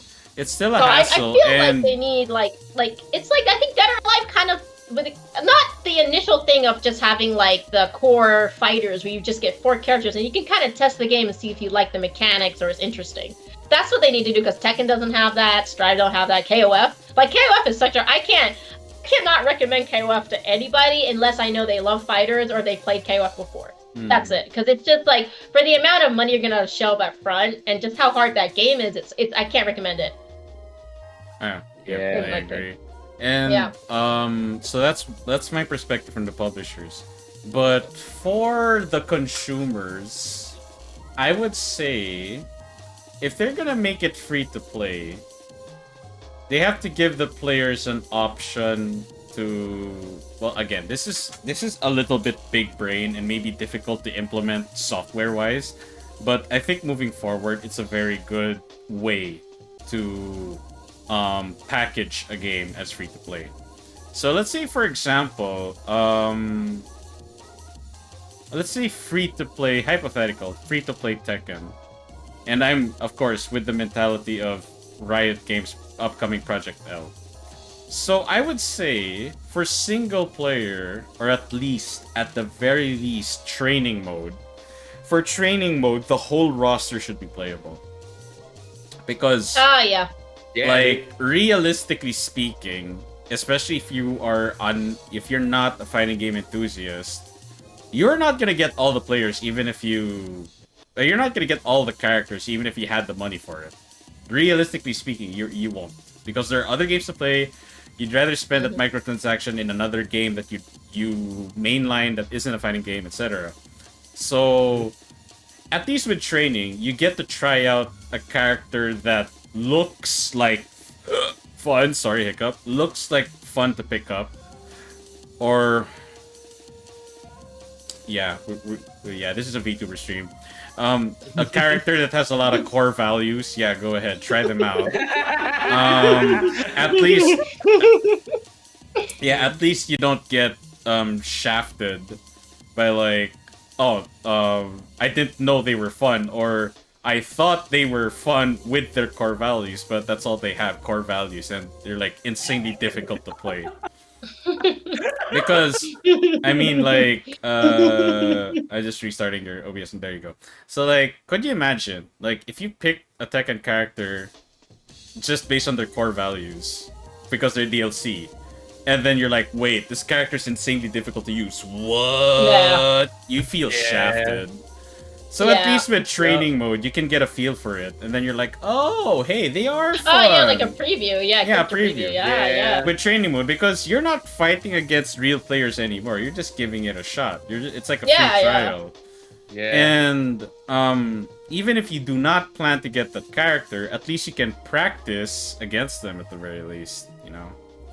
And then when you go to the competitive ranked mode or whatever, that's when you can implement Riot's little in-game currency thing. But of course, I would say if you're gonna introduce a grind for in-game currency, my policy still stands. The grind should not feel like a chore, and it should be fun. It should be fun. And so, for example, and another thing to add to that, to get people convinced to stay longer than their first day, I would say give the player a chance to unlock 5 characters of their choice. So let's say the Tekken 7 roster, if you go to the competitive, like the ranked scene, you see the character select, and there's like a pop-up. Pick 5 characters to unlock permanently. And then you get to pick. Like, you get to pick, and then that's the 5 characters you get to pick. It's not like League of Legends where if your opponent picks the champion or that character, you can't pick it. Yeah. No, you can ditto in fighting games. Oh, you pick Yeah. Kazumi? I can pick Kazumi too, no problem. Yeah. And then you can Matches. just unlock the rest. That's totally fine. Now, again, I'm not an idiot. I understand that companies need to make money, but they still owe it to themselves to make sure that the customers are satisfied with the product and service that they consume. Because it cuts both ways. They give us a good product, we'll give them our money. If they don't give us a good product, we ain't giving you shit. It's as simple as that. Game's fun, but you are jailing me into forcing me to play this game? Fuck it, I'll drop it. There are other fighting games better than this shit. And there is no sadder proof than that with people playing older fighting games than the newer ones. 1, they are cheaper. 2, there's no microtransaction bullshit. And 3, better netcode. Yep. And yeah, that's like, moving forward, this is where, in my opinion, every fighting game company or developer has to tread lightly. And it's very simple. In my opinion, it's very simple. It's very tough to fuck up a fighting game on its gameplay level. It can be simple, it can be difficult, it's still gonna be... There is a way to make it fun. There's still a way to make it fun to play. And recently, MaxDood did introduce a new topic, which I want to cover in one of my future Shrine Talks. Inputs. You know how Smash has... Yeah. You know how Smash has only neutral, up, side, and down inputs? Yep. There's this new argument that he started. Should games standardize like directional inputs or simple inputs? It's a fair argument. Because in Smash, you have simple inputs, but the rest of it outside the inputs are insane. You look at Melee, wave dashing, foxtrotting, dash canceling, like, oh my god, there's so many... I saw one of those, like, Mixbox controllers designed for Smash, and I'm like, what the hell is this? Like, all these buttons are... Have you seen that? Yeah, I have seen it. It's like... I've seen custom GameCube controllers that have little holes on the joysticks. I'm like, wait, what's that for? And it's like, oh, it's so you can do Foxfire directionally perfect. I'm like, what the hell? right, that is a thing. Yeah, like that's the thing. Like Smash is it is hard. Like competitive Smash is like no joke. Like on I the think they're surface, the scariest. that's why. people out That is there. why Smash. That is why Smash has such a large player base. It has a large hardcore and an even larger casual player base because It's fun. on its foundation, here's in my opinion a good recipe for a fighting game. On a foundational level, it should be easy to pick up, easy to learn. On the higher level mastery type, it should take some time and effort. And as I practically call them the Rollback Brothers. As the Rollback Brothers themselves said, it's not about making the newcomers able to beat the pros. It is about unlocking fun on all levels. Are you an enthusiast? This game is fun. Are you a casual? This game is fun. Are you hardcore esports MGL monster sniffing player? Yeah, this game is fun. This is for you. That, in my opinion, is the perfect recipe for a near-perfect fighting game. Mastery level takes time and effort. Foundational level, just to play the game properly, very easy. I think that is a really good recipe. Now again, the tough part is that you cannot simply change the formula of a game that's already very old. So, for example, if they changed Guilty Gear, Street Fighter, and KOF into purely simple inputs, it's very weird. I'm not even saying it's wrong. I'm gonna say it's weird. Yeah, like I've seen like that. It's like Mortal Kombat has the input with like the down like forward, and I'm like, I just do quarter circle. Like quarter circle to me is just so easy to do. Yeah, like for 2D fighters. But like I'm not even. Yeah, go ahead. Yes. It's so much of a problem, like trying to do like MK like motion, even though like in the surface it's so easy. Like it's literally like back and then forward kind of motion without the charge, or like up, down, and up, something like that. But like it fucked me up so much because I'm so used to like quarter circle motion and everything.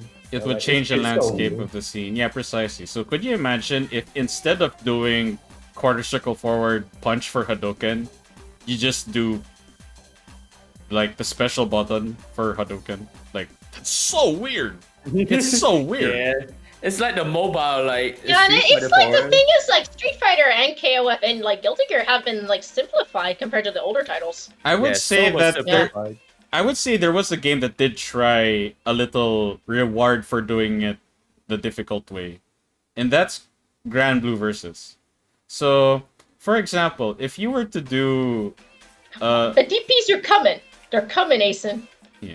So if Asen's actually kind of decent at King of Fighters. Like he's way better than me, and he's called me out of some stuff. love, like let's I'm like, say, look at him. like yeah, Damn. let's say for someone that has trouble doing DPs in fighting games, Grand Blue Versus has a very intuitive system. If you do the simple version of the DP, it has a cooldown. Ah. If you do the proper input and the light version of it, there's practically no cooldown. Which, again, is a pretty cool concept.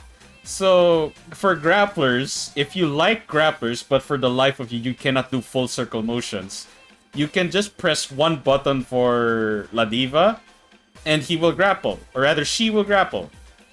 But there's gonna be a cooldown, so you cannot easily just set up Oki and then do it again. But Yep. if you take the time to learn it, there will be a very little cooldown, and then you can set it up on Oki after like 1 or 2 seconds. Which, Yep. again, has an incentive. Like, am I punished for not doing this properly? Not really, but there is an incentive to learn it. Yeah. Like, at least playing a grappler when you can't do full circle grab motions, at least you can still, grapple. But Yeah. there's this incentive now that you're like, okay, this character is fun. Like, after a couple of hours of playing them, you're like, okay, you know what? I really love this character, and to do this character justice, I may as well learn how to do full circle grab motions, because why not? Mm-hmm. That's So yeah, true. that's another thing that new fighting games can consider, because in my opinion, current fighting games have very little room for that. And for a game that's very rigid, when I say rigid by design, not by gameplay. Because as a game, Tekken 7 is very loose. But in terms of like its foundations, it's very rigid. It has been the same game ever since Tekken 1. Like, the foundation is practically the same. Yeah. And again, moving forward, they almost cannot adjust the formula anymore. They can't do Yeah, like Tekken can't do that. they can't do that. No. Like I think all the current, it's like KOF and stuff. They can't really do that. It's like No. the new things. Hmm. But those inputs, like they take time. But I don't think quarter circle inputs and stuff is like hard to do necessarily. Yeah. It's just like it's like if like I think it's just gonna depend on the next generation how simple they want it. Because I mean, you can. There have been cases. I was like a 6-year-old doing Hadokens when I tried to play like the Street Fighter. It's not impossible. It just takes a little bit of time. Oh yeah. And I saw like a video of like a dog just like do a Hadouken motion as well. Yeah, it's not hard. It's just like a simple roll. I mean, I can learn on a fight stick, but like on a pad, it's not. I think it's like undoable. It's just kind of like how the new games are Yeah. Yeah. gonna be. And once again, I will have to say I do not want to be Riot right now, because for their past 2 games, other than their one game that's actually buy to play on Steam and their card game, their 2 Yeah. games before that has set a precedent. LoL made a precedent for standards for MOBA. Valorant set standards also for FPS. Yeah. And Yeah. now they are at the most divisive, I would say, one of the most divisive genres in all games. Fighting games. They are Yeah. going to set a precedent for better or Yeah. for worse. Hopefully for better with their new fighting game. Great. Because Riot is known to make their games free to play. So Yeah. if Project Yep. L releases free to play, I am not surprised. But my concern, of course, is not the lack of price or the price tag, but the implementation based on the price tag. If it's Yeah. free, Yeah. it better not be grindy like mind-numbing levels of grind. It better be fun. Yeah, If I hope it's so, if too. it's Yeah. if it's buy to play, I'd be much less worried. But of course, Yeah. they have to make sure that the game has enough charm and enough content to keep players playing it even after paying $20 or even $30. Yeah.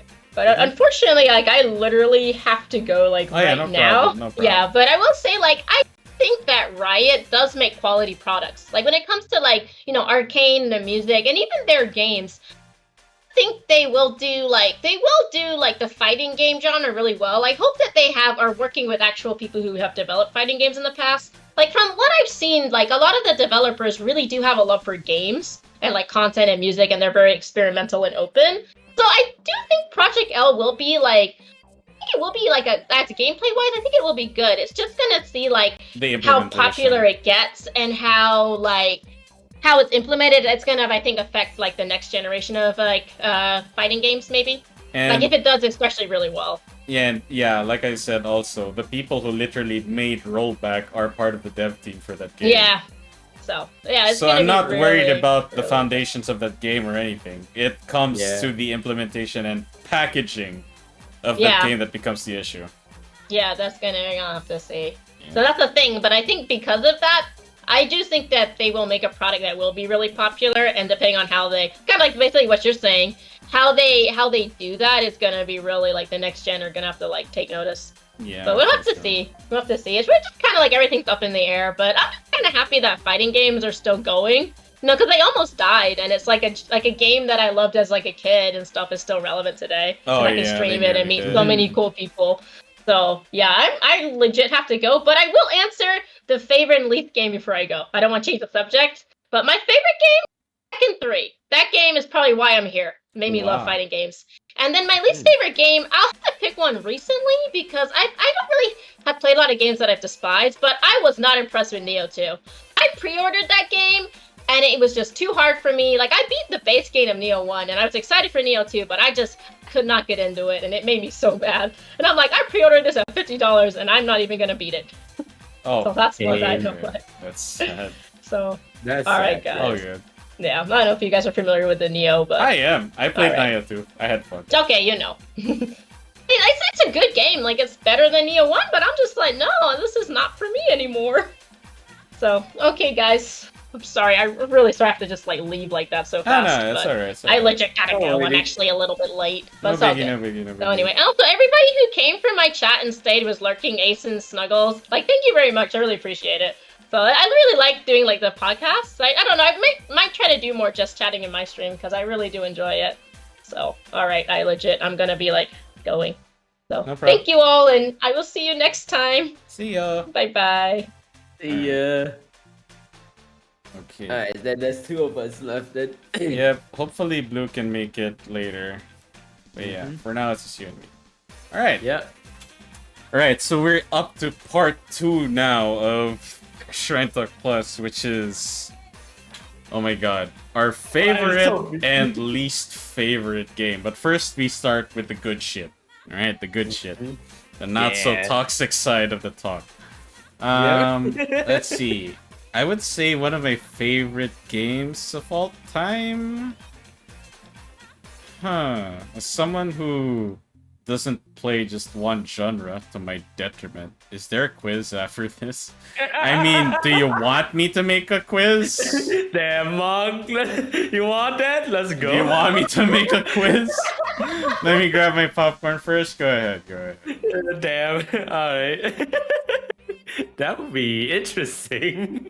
That's the least I can say. Let's But see. yeah. My favorite game of all time, I would say Final Fantasy XIV.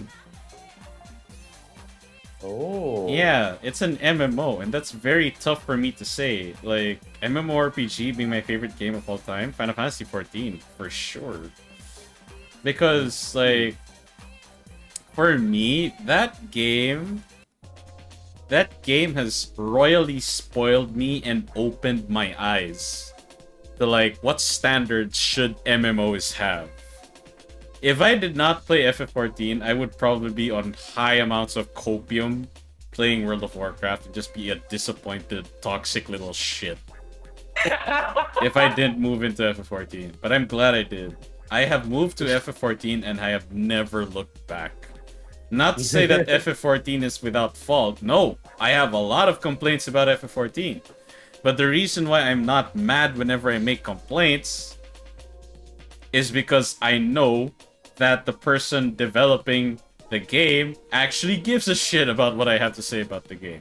Yoshi P actually takes the constructive feedback very seriously. Damn, he's the man, dude. He is the man. Damn. He is, like... Some of you might not believe this, but I have not unsubbed from that game for nearly 6 years. Damn. I have not unsubbed for a month. For 6 years. Damn. Because, like, well, duh, the game's great. No. Not just because the game is great, but my money actually feels worth it, and I want to support the game. Yep. I know that my money is going to improving this game, and whenever they announce stuff, I'm like, oh, that's probably where my money went. Yeah, at least you know where. I know where like, my your money is going, located. and it's not just like to improve the game for me, but it improve the games for everyone as well. Mhm. But yeah, like the reason also for FF14, I'm gonna start gushing here. Like, holy shit, there are so many waifus and husbandos in the game, and my god, don't get me started on the soundtrack of FF14. If there's one thing I will not shut up about FF14, it's the soundtrack. Like, Masayoshi Soken is a god, and I freaking worship Masayoshi Soken. I don't know how he composes music. I do not know what he eats or drinks before he composes music, but whatever it is, I want to know. I want to know what he drinks and what he eats before he writes music. Just so I can have an idea of how his mind operates whenever he does. Damn, like, I see you like gawking about like every single thing about like Final Fantasy 14. Even And in your another thing also. This is more of a personal thing, but like, if there's one trend in games that I wish was more widespread and standard, it's photo mode. Like, games recently have been getting dedicated photo mode, but not all games have that. And as someone who has played WoW, WoW has a lot of vistas. WoW has a lot of very nice areas and really cool stuff where you're like, wow, I wish I had photo mode so I can take a proper photo. Oh. But the game doesn't have it. And I'm just like, god damn it. That's just really fucking sad. Big Sag. That is big Sag. And again, the quality of photos you can take in this game are, well, they're something else. Let me show you guys a photo. Is this the one? I must see them beautiful background in Final Fantasy. Dude. Well, not just background, but like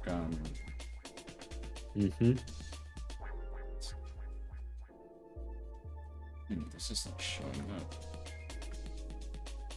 What if I take it from... I did post it on my Discord. So let me try using that link instead. Copy link. Actually, a browser source? I have 14 Interesting. screeny. Let me post that there. I'm not sure if it's gonna work, but let's see. There you go. See, look at that. Ooh. That is something you can take in game. All I had was a shader and a filter, and that's it. Yeah. And I'm just like, I can do a lot of this. I can do really creative photos and hang on. Here's another shot of my Viera. There you go. Yeah, like a lot of those like photos are like very scenic. Yeah, very well. This one I wanted my character to be the focus, so Mhm. the priority wasn't the background; it was more of the character itself. Yeah. And I did some really funny, well, not funny, but I did some creative edits like this one. If my character was a character in Genshin Impact, there you go. Let's So go. yeah, this Yes. has a little bit less emphasis because there's more of the background showing, but still a pretty good shot in my opinion. Mhm. So Oh, yeah. that's cute. So yeah, a really nice photo mode, and FF14 has that. If there's one game I will attribute to spoiling myself when it comes to photo mode in a game, definitely F14. And just to tell you guys how much of a G posing addict I am, just on the previous expansion alone, I'm not counting the ones before that. For Shadowbringers alone, which an expansion has a life cycle of about a year and a half, if I'm not mistaken. Roughly a year and a half or 2 years. I have 6 gigabytes of screenshots. 6 Nice. gigabytes of screenshots, and each screenshot has an average file size of 1 megabyte. That is a lot of photos. 1 to 2 megabytes average per photo. And I have Oh my 6.6 gigabytes for one expansion. That's Oh just my one God. expansion. That's not counting Heaven's Ward and Stormblood. I think you might need like an entirely like hard drive for that. I could make a like a scrapbook or a photo book of my screenshots if I wanted to. Yeah.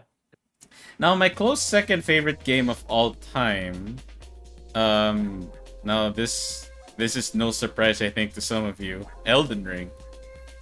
Now as someone as someone who has played other Souls games, I have played all the Souls games. I have played Demon Souls before it was remastered on the PS5. I played Dark Souls 1 to 3. I played Bloodborne, I played Sekiro, and of course I played Elden Ring.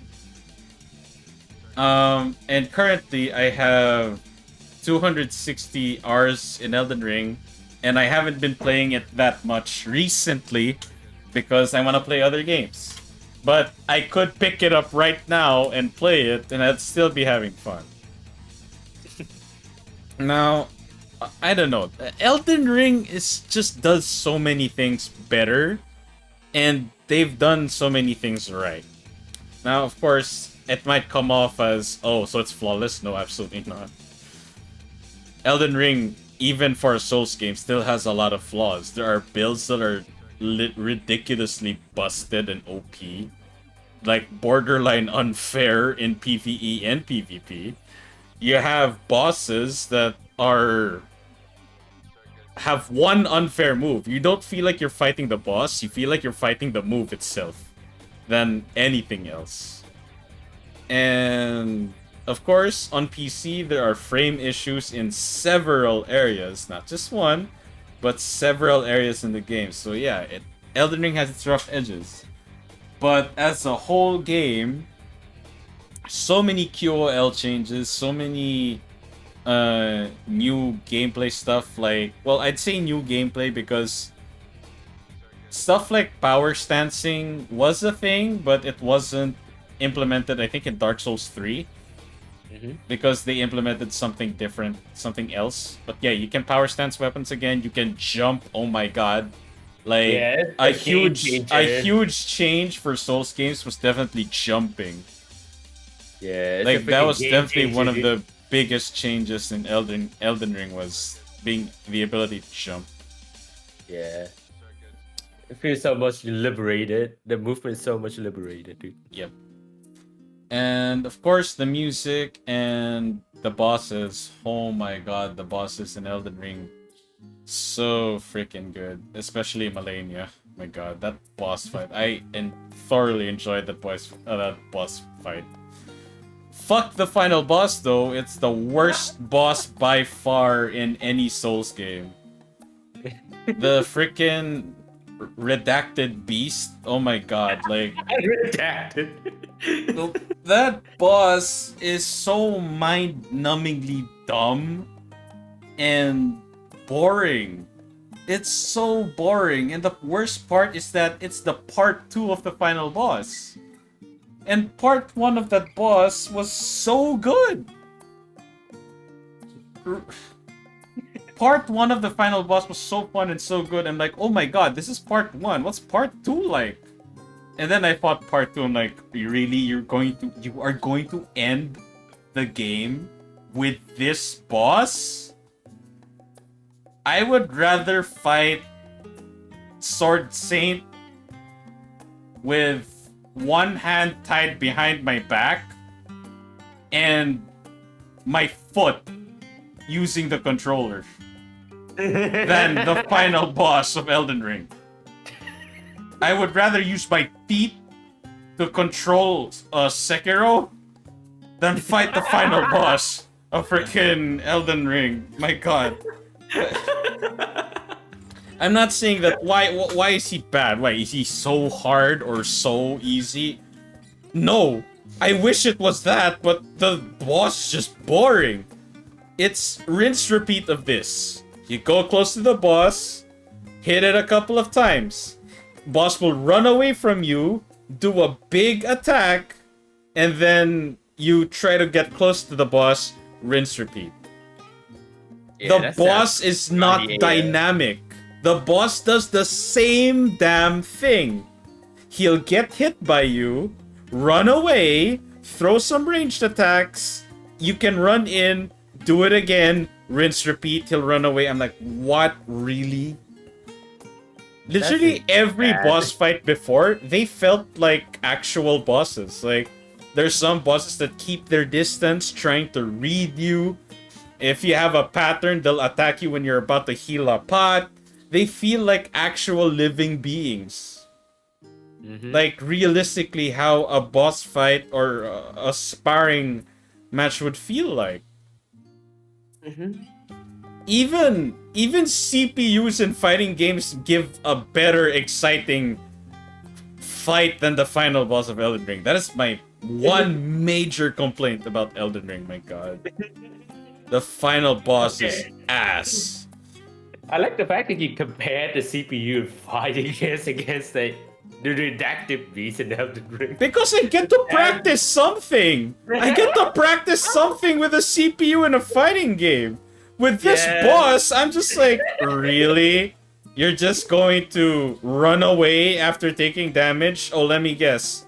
After I do amount of damage, what are you gonna do? Run away again. For the love of God. It's pain. It is pain. It's very painful. And the reason why I hate it so much is because I have nothing but praise. I wish I had nothing but praise for Elden Ring. Like, 90% of the time, I'm praising the hell out of Elden Ring. The 10% is... No. The 1% is the other stuff like, a couple of bugs, frame rate issues. The 9%, the remaining 9%, is that fucking final boss. I hate that final boss. I really hate that final boss with a fiery passion, I swear to God. But okay. Anyway, that's my part. That's my favorite game. My two favorite games of all time. How about you, Chaos? I want to know, what is your favorite game of all time?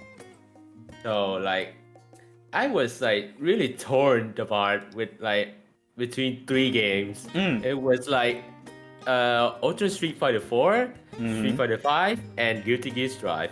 Oh wow! And like they are all fighting games, I tell you. But like Street Fighter 4, the only reason why I find it like one of my favorite games is only because of the sentimental reasons. Because like back in the day when I was like a little kid, still in middle school, like I literally just like tell my dad to buy me a PS3, and then I literally just get Street Fighter 4 only just so I can play. Like I don't have any other games other than Street Fighter 4, and like I play it to like I know life it, but I still don't know what the heck I'm doing back in the day.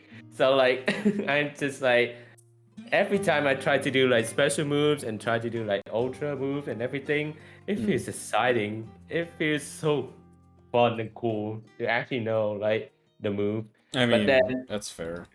yeah, and like the funny thing is I know life it, but I cannot in the love of my life like do an FADC combo or anything. Like I just only do like really simple combo with like Guy and that's it. And like funnily enough, like before you know me as who I am as like a grappler main, I did not play any grapplers at all at that time. Yeah, you did tell me that you only started grappling when you learned Abigail. Yeah, which is like another story in itself. But like, yeah, I only like match with Guy, and I have a bit of success with it. But yeah, like I played like from morning to night. I played like nonstop. Yeah, it's only because of that one time when I see like an arcade cabinet of Street Fighter. What was it? Super Street Fighter 4 at the time. Like the graphics look so cool at the time, and it looks so fun. I see people fighting, like the machine fighting. It's so fun, and I like immediately got caught by that. At my attention got caught into it, and then since I still love Street Fighter 4 so much, then when Street Fighter 5 came out, it was rocky. It was a rocky journey. That's like, a very nice way to put it. Yeah, like at first, oh my god, it was so bad. Like I agree. I was disappointed so much. Like when because like at the time I still don't know too much about like delay frame or anything. Like I cannot, have the feel to actually like notice it. So like when I look at my like YouTube channel for like Street Fighter 5 like really bad like release, and they talk about like the how many frames did they delay? Like, is it 8 frames or 7 frames something? It's a noticeable amount of frames. That's all that matters. Yeah, it's so much frame that delay. It was bad. It was And, horrible. It was terror bad. It's both terrible and bad. It was terror bad. It's terror bad, yeah. And like, damn, like I did not notice it at all because I do not have the feel for it yet. But then like, I do kind of play it a bit in like PS4, but then I stopped for quite some time. Like when I start to like season 2, I kind of stopped. And then when like I got the chance to like buy it back again in Street Fighter 5 in like in season 4 or something, it was season 4. I started to play it a lot more because like that at that moment it's a lot the frame delay stuff is actually like fixed and they like patch it out. Like I hate the fact that the reason they keep the frame delay for so long is literally just to like make people feel like they're Daigo. That's one of the reasons to do it, which is like, why? Why would you do this? This is not a good way to do this. But like, there's no way if everybody is Daigo, then how's that special anymore? So yeah, but I played it at the start. Like I did grind it so much to like to silver with like different characters like Bison, Akuma, Geef, and who else was there? But I think mostly those 3. But then like at season 2 I did try a bit of Abigail. I did not like catch on. But then in season 4 like I want to give him another try. So like I play him and like I got like instant success from like silver. I got to like platinum with Abigail. And whenever I hear Abigail, I just remember that one time Daigo got robbed. Like everybody, like One the- sliver away from KOing Abigail, and he gets caught and then stunned. I'm like, oh no! like, Oh no! All that artwork. yeah, it's just too painful to look. Dude. Oh my Like, god. I can still feel the pain to this day, dude. But like, shit, like I can understand why people like have a lot of like hate and vitriol for me, like just maining Abigail. I mean, it's not just you meaning Abigail, man, but like dealing with grapplers in a fighting game is very different. Yeah, Like dealing with a rushdown, a shoto, a zoner, that's fine. Yeah. But like a grappler is a different beast altogether. It's Yeah, like it's kind of like when you play chess. You're playing against someone who's slow-paced chess, speed chess. But when you're fighting a grappler, suddenly you're like, wait, why do you have checker pieces on the board? What? What? Wait, why are we suddenly playing backgammon on a chessboard? What? What? Wait, what? And then just like destroying somebody with that. Yeah, exactly. It's like, wow.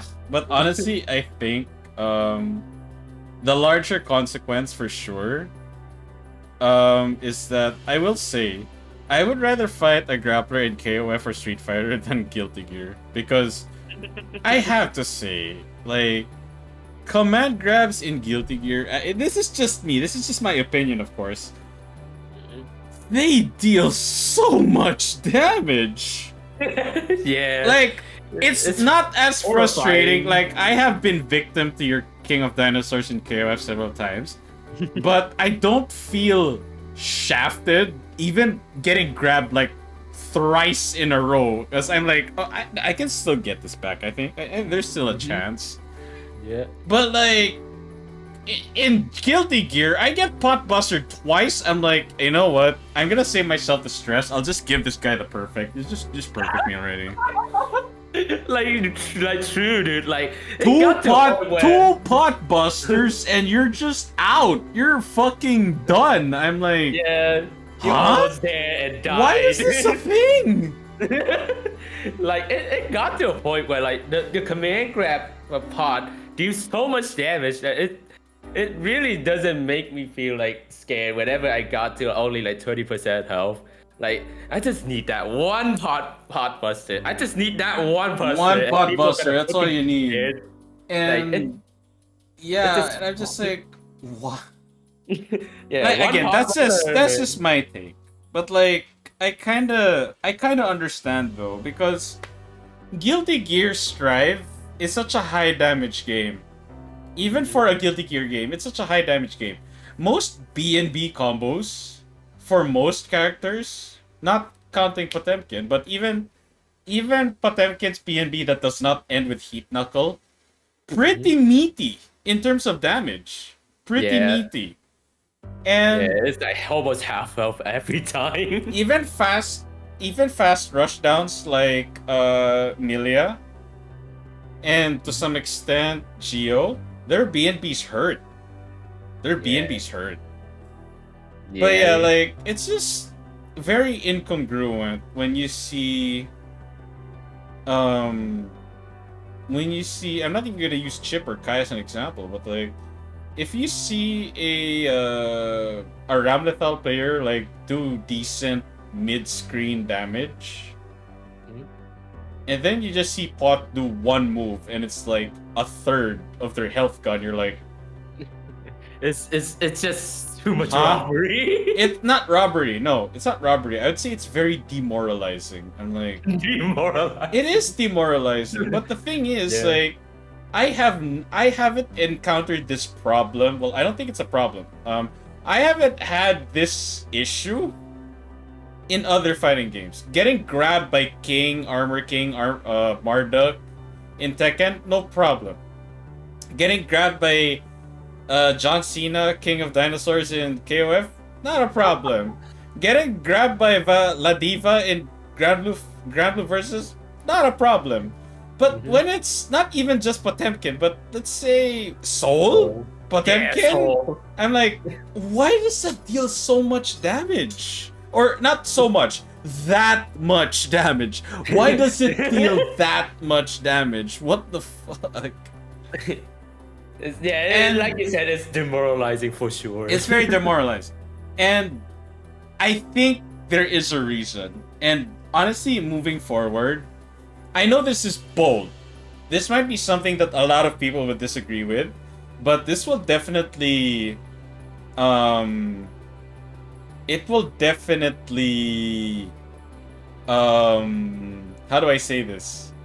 Change how people play their mains, and specifically grapplers. Take out damage profiles. Everyone takes the same amount of damage, have the same amount of health.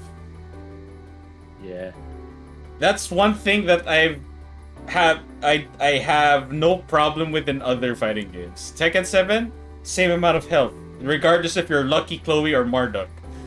King of Fighters, doesn't matter if you're a freaking dinosaur or Athena. Same amount of health, same amount of damage that you'll take. How much damage do you need to die? 10,000 damage if you're King of Dinosaur. Okay, how about Athena? 10,000 damage. Same amount. But like with freaking with Chip, you're like, how many HPBs can you survive? 2? Yeah. And if you're Nago, 3. Yeah. 3 with a good amount of health to spare for the 4th one. And I'm just like, I'm sorry, no, Chip can only survive 1. All it takes is just another 1, and he's dead. Yeah, 1 because he's already gasping for air. Yeah, so I'm just like, if they took out damage profiles, I understand how it will affect the balance. Like, it would make some people like, for sure, it would make people like, what's this? Sato and Chip in particular way higher in the tier list for sure. Because not only do they have a very oppressive and very mix-uppy kind of toolkit, but they take the same amount of damage as everyone. But that would also make someone like Potemkin require a little bit of more brain power to use. Because, like, if you do the math, you can already calculate, okay, so I just need to HPB my opponent 3 times and they die, or I pot buster them 6 times. Like 6 times raw pot buster to kill them. At least you already have, like, you know, a set plan in mind. But like, you know, if you're Chip, at least you're not scared. Like, okay, I got pot bustered once. Okay, just don't get pot bustered 5 more times. But in the current iteration, you get pot bustered once as Chip. You're like, okay, I'm not gonna stress myself out trying to win this back. I'll just take the L for this one. Done. Because sometimes, like, strategically, you'd rather lose fast on a frustrating round. Sometimes it's better to just lose right away. But yeah, like, again, that's just a very hot take for me for quote-unquote balancing Guilty Gear, I would say. Because, yeah, like, Potemkin as a grappler, I would say he's definitely the best grappler in all fighting games right now. Because of his Strive iteration. He is so big. And he deals so much damage just from Potbuster alone.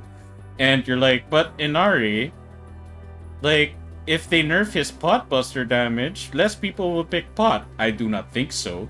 Because he still has Garuda Impact. He still has Mega Fist. He still has 6K. He still has Flick. He still has Heat Knuckle. He still has a very solid kit. It just means that it will punish brain dead pot mains like me, and it will reward smart pot players like Chaos. I think that's better. Being KO'd by pot should not feel like a robbery, in my opinion. You should feel like, okay, I lost. That was a good set. Like, okay, that was actually good. Like, I didn't feel robbed. I'm not saying that pot is busted. I'm just saying that it's from my experience, of course. It just feels like robbery almost every time you lose to a pot, because you're like, all they do is one button grab and then you take a lot of damage and there's Oki. I'm like, I have to do so much work for that sometimes with meter. And I only have a fraction of the advantage that pot has. And worse, you're like, Pot has a very high damage profile. He can take more hits than me. Like, what even is the point of picking someone else other than Pot? But then, of course, I will point to high-level play of Guilty Gear. People do prove that... Wow, Skull, the pipe falling sound effect. People have proven that you can beat Pot. Like, Pot is not as easy as glue sniffers like me play them out to be. I will agree to that. There are solutions to Pot's problems, but again, at even for a gaming enthusiast level, it is very difficult to lose to Pot and not get frustrated. Yeah.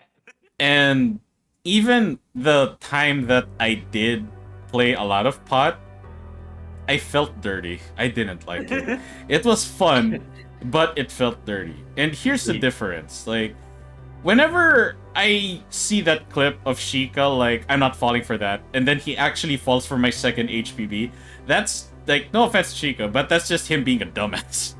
Like, dude, you are spamming the same move, and, like, you're in the air. I have meter. Are you really gonna be in the air while Pot has meter? Or at least high in the air? Because it's one thing to be, like, a short jump. Okay, that's fine. But if you're someone like Chip and you triple jump in the air, dude, you're asking to be Potbuster. Heavenly Potbuster. You're asking to be Heavenly Potbuster. That's it. Yeah, number one rule: don't fuck around with Pot with meter. Yeah, just don't. This is Alright, not gonna play it work. safe. Just play it safe. But other than that, like, it is very, like, even whenever I win with Pot in the time that I did play him, it felt dirty. I'm like, I don't feel like I should be winning with this because I am not playing smart with Pot. The only smart thing was I decided to pick Pot. That's the only smart decision I made. I picked Pot. That's the only high IQ move I did. I picked Potemkin. Why? High damage profile. Very easy way to deal high amounts of damage. Like, Easy combo as well. Like, easy yeah. combos as well, yes. Well, Inari, how easy are his combos? It's easy. It's called slash heavy slash. It's called a hash slash heavy slash. What? Okay, what else? Oh, 5k 2D. What else? Freaking Oh, Slash, heavy there's so slash, many. and then You have fall. 6p into Heat Knuckle, or if you really want to BM, 2 heavy into Heat Knuckle. That works. That works. I mean, like and like the super like advanced combo, like you won't even do it that much unless you are like really want to get like higher level with Pod. That's it. Yeah. Like with the Carabac Mega Fist, that shit is hard. But that Oh, other yeah, than for that, yeah, you sure. won't do it. You don't have to do it because already like with his like simple combo, it's already deal like half of your health already. Yeah. For people who aren't high damage profile.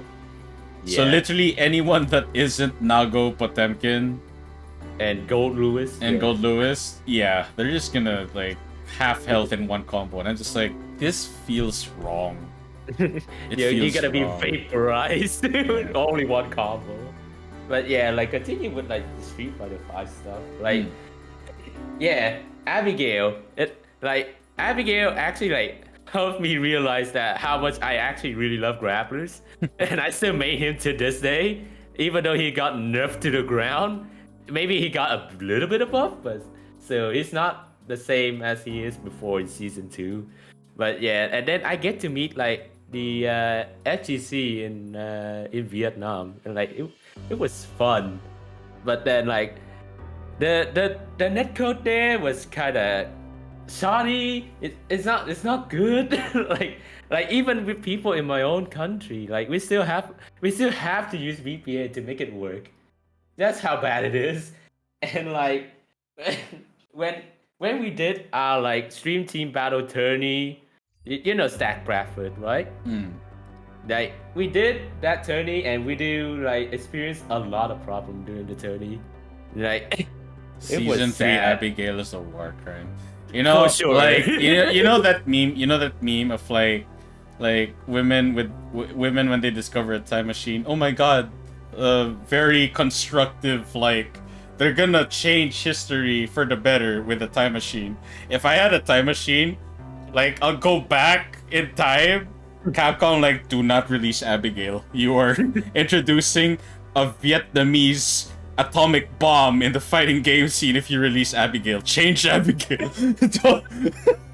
Like shit. Like, And then I come back, so and then different. I come back in time, and then I play Strive, and on the other side, I see Chaos Cosmic Beam. Kaikis! Ah, yes. All is right in the world yet again.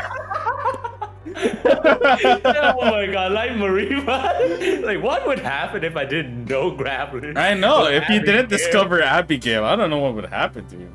Yeah, it would be so different. I might be still like really shoddy at. I still have been not that good at fighting games at all. I guess, but yeah, like, like I did get to have a fun time with the FGC here. I still am, but like, since they don't play that much Drive, so like, I'm still a bit like separated from that group, and like. Also, there is a Guilty Gear group here as well, but like the group there was way too toxic when I first joined it. Like, damn, it was bad. That's all I gotta say. And then I immediately just like quit that server like immediately. So yeah, but like it was fun. But then like I was like waiting when I first heard about like Guilty Gear Drive like trailer. I saw it like. Oh my god, I was so hyped, and I saw like Potemkin, the grappler there, just deal like half of your health with one grab, and I was like, oh, I can't wait to try out that man. Like, he's gonna be my main. When I saw the teaser for Guilty Gear when they announced Guilty Gear on Evo, I was optimistic because I'm like, whoa, the visuals actually look upgraded. Yeah, it looks so nice. It looks so nice. And when they added that wall break, I'm like, wait, what? Wall break in a 2D game? What? But honestly, it's very important. Like, I think wall break was definitely a new feature that Guilty Gear needed. Yeah, like otherwise, Otherwise, you would be perpetually abused by people like Potemkin, Milia, Testament, what was it? Soul, Leo, Kaikis, for sure. Yeah. Oh, It's and okay. actually also Anji Mito. Oh yeah. You just be locked in the corner forever. You can't get out. Like, oh my god. A million Fujins and you can't still in the corner. A million crying. Fujins into the butterfly Oki. Like, oh my god. What do you This even pain. do against that? Yeah, it's a war crime. Yeah. But like, yeah, I was so like, I saw Potemkin, I was like already like, I already know who my main is. Nice. Like shit, like I cannot look at other like so like shit. He has grab too, but it's not as spicy as like freaking Pot with one grab and already like half your health gone. Yeah, but remember that wasn't the thing during the beta. Oh yeah. Strive Beta was literally you shouldn't have called it Guilty Gear Strive Beta. They should have called it Guilty Gear Soul Beta. Yeah. My man just being like just one grab and deal as much damage as Pot Buster. Like, But why? he has a DP, he has a run, he has a double jump, he has an air dash, he has a fucking Fafnir, he has a Bandit Bringer. Like, why would you pick Pot? Why would you pick Pot when Beta Soul existed? Like, just... Yes, like Pot is like a shafted version of Soul, and that's it. But yeah, like, damn, like the graphics there was so good, and also like the art style, I was like in love with the art style there, and like I was so excited as well because like before this, like I did play a bit of Guilty Gear XX, like I did play XX as like a game that somehow exists in my mom's desktop computer, and like I just smash it, and I don't know what the hell I am doing. And like I think the only thing I only managed to do is like Soul IK. That's it. Then like yeah, like I was like it was nostalgic as well. Like it like I did really like Guilty Gear as a series, even though I didn't like properly know how to work, like how the neutral game works or anything like that. But like, so like it hits the nostalgia hits me as well. So then when I got to Strive, hell yeah, it delivers. And like the netcode when I first played, like man, like the netcode is so beautiful. It was so smooth as freaking butter. Like, like it's hard to describe. Like the Street Fighter 5.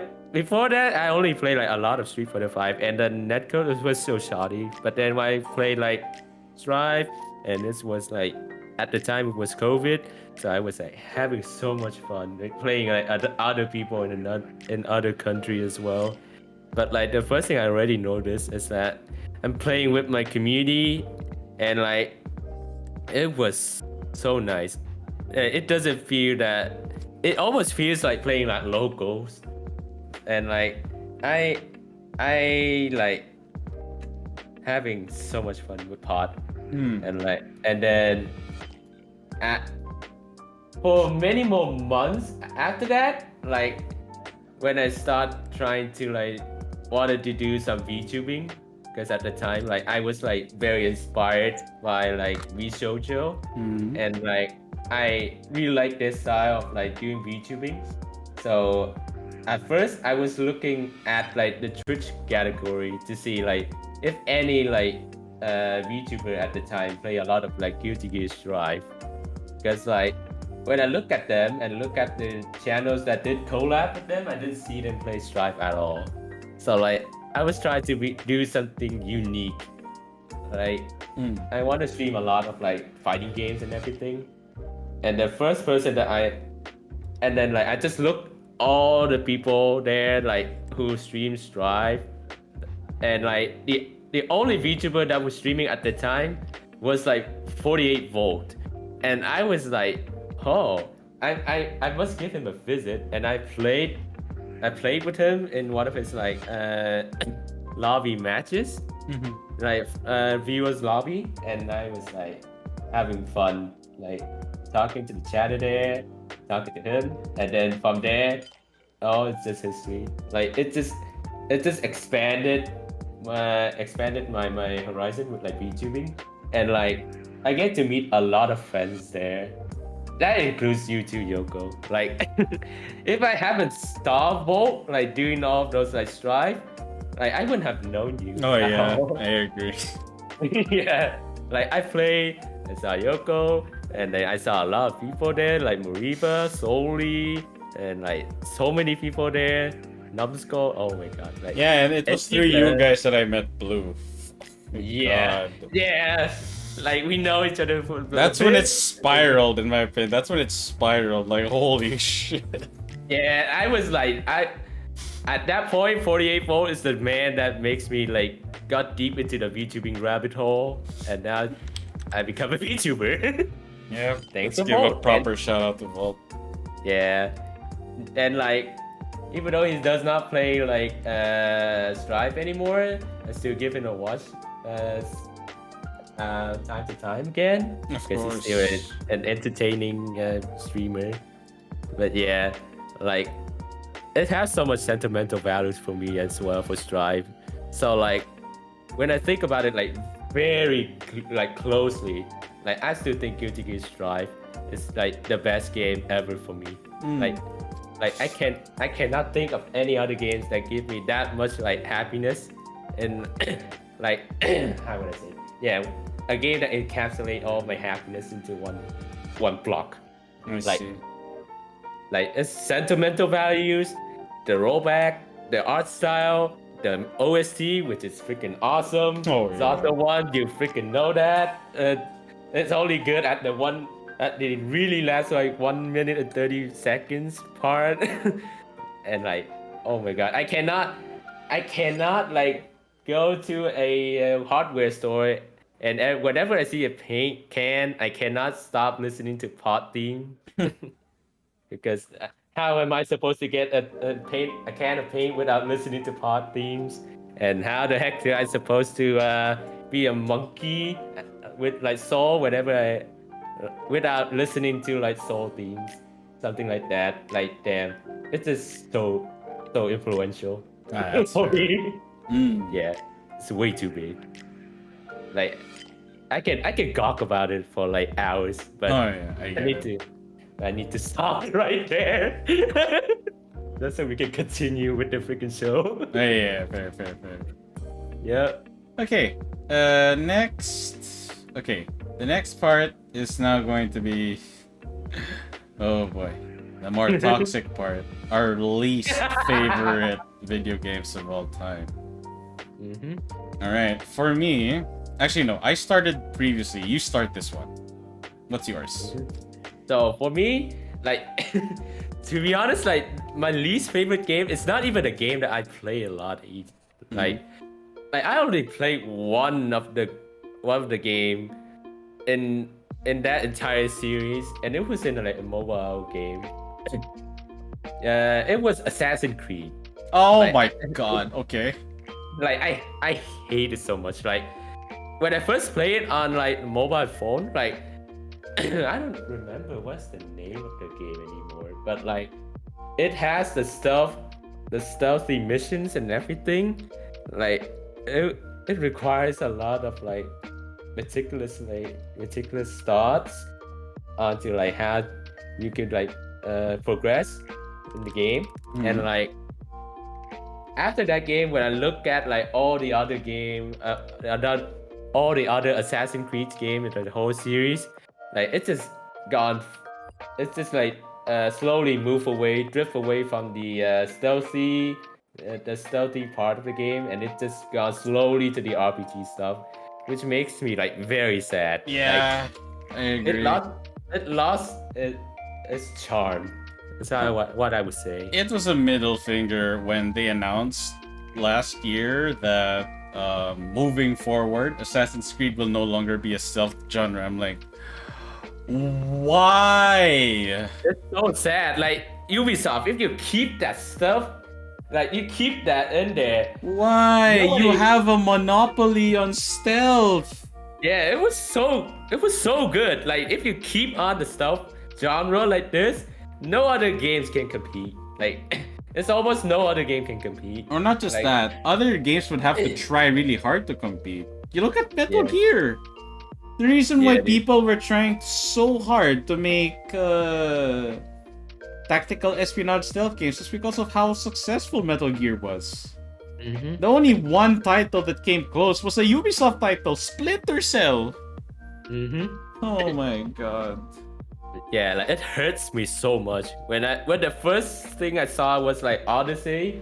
I was like already really sad. Like, where's my old like Assassin's Creed gameplay with stuff and everything, not RPG stuff like that? Like, why? Where's it unique characteristics? Why did they throw that away? Like, it's so unique too. Not a lot of like stealth games at the time as well. Like, there's not a lot of like stealth games. So like, when it was gone like that, like it hurts. And then like Valhalla, it's just like a complete middle finger to me. Like, how does Viking works as like an assassin? How did that work? Like, Vikings are like notorious for like fighting up front and Yeah. not like doing any sort of like a hidden blade like stuff like that. So like, how is that even Assassin's Creed anymore? Might as well just call it like a Viking game or something. Yeah, they could have gone that route. Yeah, just make another IP. Like it doesn't fit Assassin's Creed anymore. It's just pain. Pillage, it not doesn't. stealth. Yeah. Yeah, it's just. Yeah, it's they pain. pillage. They don't stealth. Yeah, it's just pillage. Colonize. Honestly, they would have gotten with Assassin's Creed. Like, people have been asking Ubisoft for an Assassin's Creed set in Japan because ninjas, man. Ninjas are stealth. Yeah. Ninjas fit the whole stealth vibe. And ninjas are assassins, which is very stealthy. And again, you guys had so much fun watching me play Tenchu. None of you even heard of Tenchu before I played it on stream. Ninja. I'm just like, oh my god. This game, although the even graphics-wise, it's still pretty good. For what it is in its time. Yeah, Tenchu was the last game Oh, Tenchu 2. Oh, I streamed Tenchu 3, which was Wrath of Heaven. The first Tenchu title on PS2. Man, And to my surprise, the Foxtrots loved it. I'm just like, oh boy, what have I done? Ninja. I'm gonna try and get a clip of that and add sound alert. Yeah, dude, you have to get that as a sound alert, dude. I mean, I already added freaking. I added the pipe falling sound and this one. Let me play it. 朋友是一个坚韧不拔的纪录片。 Yeah, that one. Wait, did it not? Wait, hang on. Wait, let me. Oh, I heard it. Oh, you heard it, but wait, I don't think chat. Wait, chat should have heard it. Yeah. Yeah, Chad heard it. Yeah. Yeah, let's yeah, just for the lulz, I added that. So why not? Ninja redeem sound for 1K. 1K. Ninja. It's just so good, man. Yeah, it is really good. It is really good. But man, like when were we gonna have another like subtitle like this? Like, man, Not for a long time. Not for a long time. Because again, I've said it before. I have given up on Metal Gear because Kojima is moving on to his own projects. Metal Gear remains in the hands of Konami, which I have zero faith for. Splinter Cell is still in the hands of Ubisoft, and we already know that they are too busy licking NFT feet. So I'm just like, okay. The NFT monkey feet, dude. NFT monkey feet. Yep, they're too busy looking at. The only place left is FromSoft because they did publish the old Tenchu games and they did develop one Tenchu game. And I told you guys before, Sekiro started off as a Tenchu revival game, but they strayed. What was the game that you just saw? Sekiro. Okay. Started off as a new Tenchu game to revive the franchise. Mhm. But they strayed so far from the formula of Tenchu, they're like, guys, this is a different formula. We can't release this as Tenchu. And instead of dumping what they had, they're like, okay, how about a new IP instead? Okay, let's try it. What happened? Game of the year. Wow. Chad move by FromSoft. Yeah. They just keep making all of those freaking like game of the years, dude. Too many games of the year. If they win Game of the Year, okay. If they win 2022, they're going to be the first company to win two Game of the Year awards. Damn. Okay. Alright, so that's your most hated game, huh? Assassin's Creed. Good choice, Yeah. good choice. Yeah. Tenchu generic guards no English. Where he go?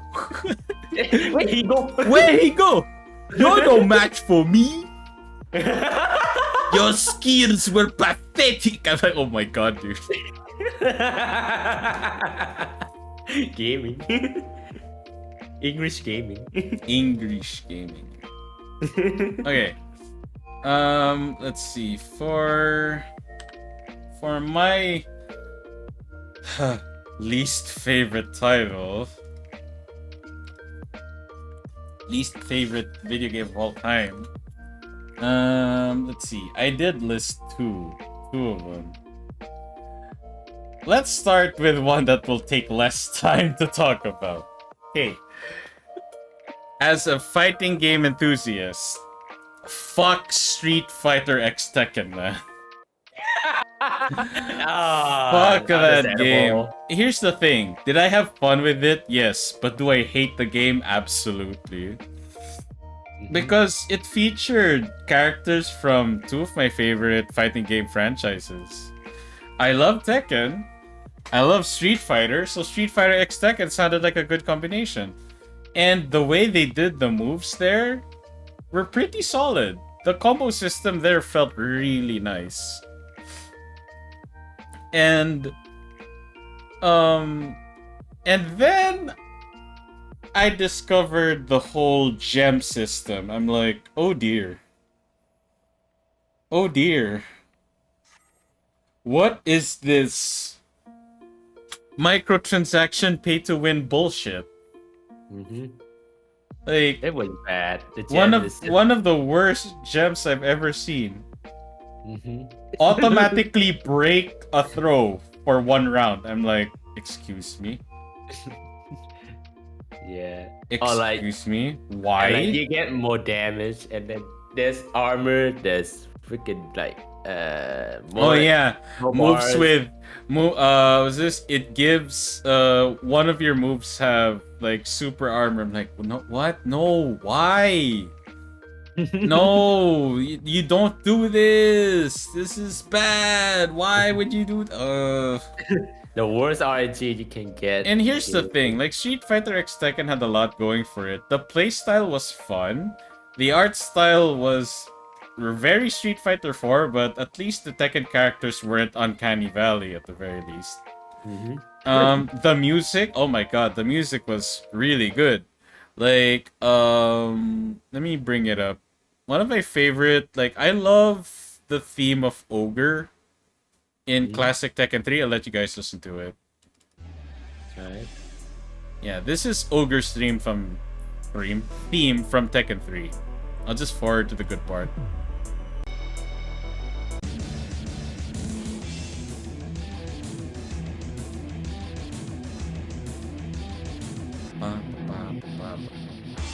Oh wait, hang on. Wait a minute. That's the build-up. Where's the chorus part? Ah yeah, this was the chorus.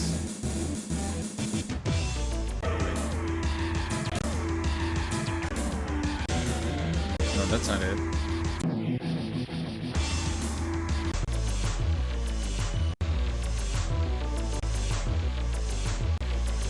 Nope.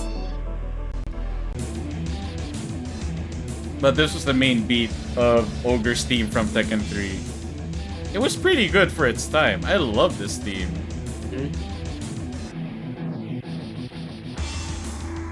Wait, we'll listen to it for a couple more seconds. Yeah, it's good, yeah.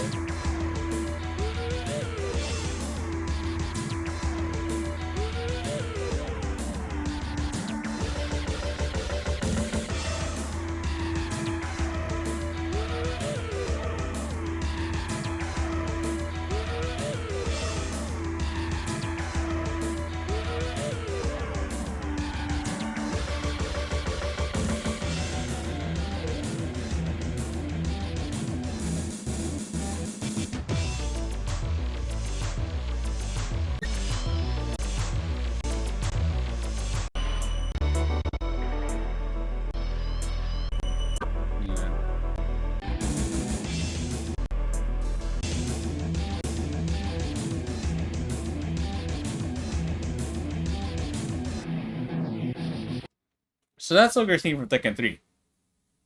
This is Ogre's theme from Street Fighter X Tekken.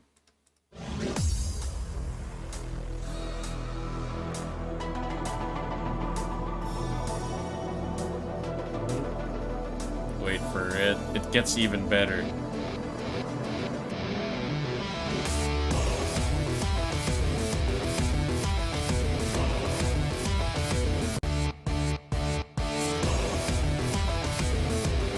Yeah, the good shit.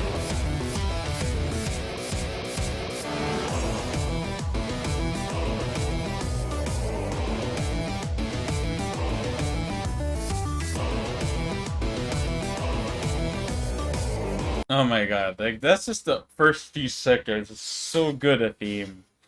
Yeah, it's And good. yeah, that Street Fighter X Tekken music, it was so good. But my god, when you got to the gem part, you already see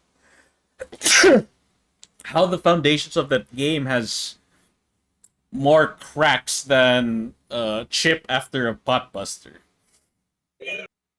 Like, Yeah, oh the my gem just god, you ruined can already everything. see all of the red flags when you see the gems. Like, what Yeah. the shit? Could you imagine? Oh, green hand. Okay, decent tool, not that OP, until you give it super armor. Like, what? Green hand super armor? Why? Because I can, bitch. Because I spent $10 for a gem pack. Yeah. And that's Like, just like the least of your worries. Don't Yeah, get me I hate started it. with the rage supers. Yeah. I They're- hate the fact that the gem just like ruins everything. It ruins everything good that the game has. And the simplest way is to for local tournaments we ban the usage of gems. Here's the problem. People can cannot. still use it on the ranked matches online. Wait, how can you ban it though? Like you can put out put You the can gems just out. because you can just, not equip gems. That's it. Just don't You can, equip the right? gems. Just Oh, don't nice. equip the gems. But could you imagine if you play online and you're like, I'm not gonna equip gems because, gems are unfair. And then you fight like a high rank player and they have the best gems. You're like, oh no. And you can't even blame them because the game gives you the option. So, why wouldn't you? That's like it's kind of like in Smash Melee. There are a lot of stages that are banned because you can cheese a timeout for a lot of stages. But of course, in LAN tournaments, those are banned. But of course, what's to stop you from picking that when you're playing online? You can't. Oh, and wait. Yeah. Skull said, I hope we know about... What's this? We all know about MKX free fatalities. Oh yeah, I remember that. I remember that bullshit. Big oob. I'm like, wait, isn't fatalities like one of the reasons why people buy this game? To take the time to learn it? Why would you not? But oh my god, it escapes me. Yeah. SFXT, not my favorite game. I'm happy that I was able to punch Elisa. You really hate Elisa that much, huh? Well, again, I just find it funny that Harada went out of his way to explain why Elisa has booba physics in Tekken 7. Like, isn't that like metallic armor? Yeah, but there's extra padding. I'm like, oh my god. Okay. Whatever you say, buddy. I ain't complaining, but I just find it funny that he had to explain it. Because it makes sense for Elisa's costume in Tekken 6, her default option, because she's just wearing a dress. But in Tekken 7, she's practically full armor, so I'm like, wait, why is there still booba physics? Not really, I just got to shut my cousin up who thinks Tekken is a superior game than Street Fighter. Oh? Oh. Well, I think Tekken is a superior game than Street Fighter. But I guess what your cousin is doing is that he pesters you about it. That's a different thing. I won't tell people to not play Street Fighter or Guilty Gear or KOF because Tekken is the better game. Like I mean, I have my take. I still think that if we take all fighting games in their best iteration, yeah, every game in their best iteration. So every fighting game in their best iteration, I still think Tekken is the best fighting game, in my honest opinion. Yeah. Yes, he did before SFX Tekken came out. Oof, oof, Oof. oof, indeed. But again, I am not trying to defend Tekken here, but although SFX Tekken has Tekken in its name, that was developed by Capcom, so that's more Street Fighter than Tekken. So that's on them. That was a big oof. But I'm not saying that Tekken didn't do anything wrong. Y'all remember Tekken Tag 2? That unbalanced mess of a game? Tekken Tag 2 was super busted! One of the most fun versions of Tekken Tag, but oh my god, was that game broken. Tekken Tag 2 was so fucking broken. Yeah. Tekken Tag 2 was just something else. Even the pros had a lot to complain about. Tekken Tag 2 is just so fucking busted. Oh yeah, that's my one of my least favorite games though. Street Fighter X Tekken. Fuck that fighting game, man. Imagine introducing pay-to-win bullshit in a fighting game. It's literally I picked that game specifically because it is also very important for our topic for today, which is free to play fighting games. I am afraid of that. I am afraid of free fighting games introducing pay-to-win bullshit just so they can make money. Yeah. Like, oh. Scary. My dad almost came out of Tekken retirement just for him to return to the next day. Ooh. Street Fighter X Tekken must have been a major disappointment.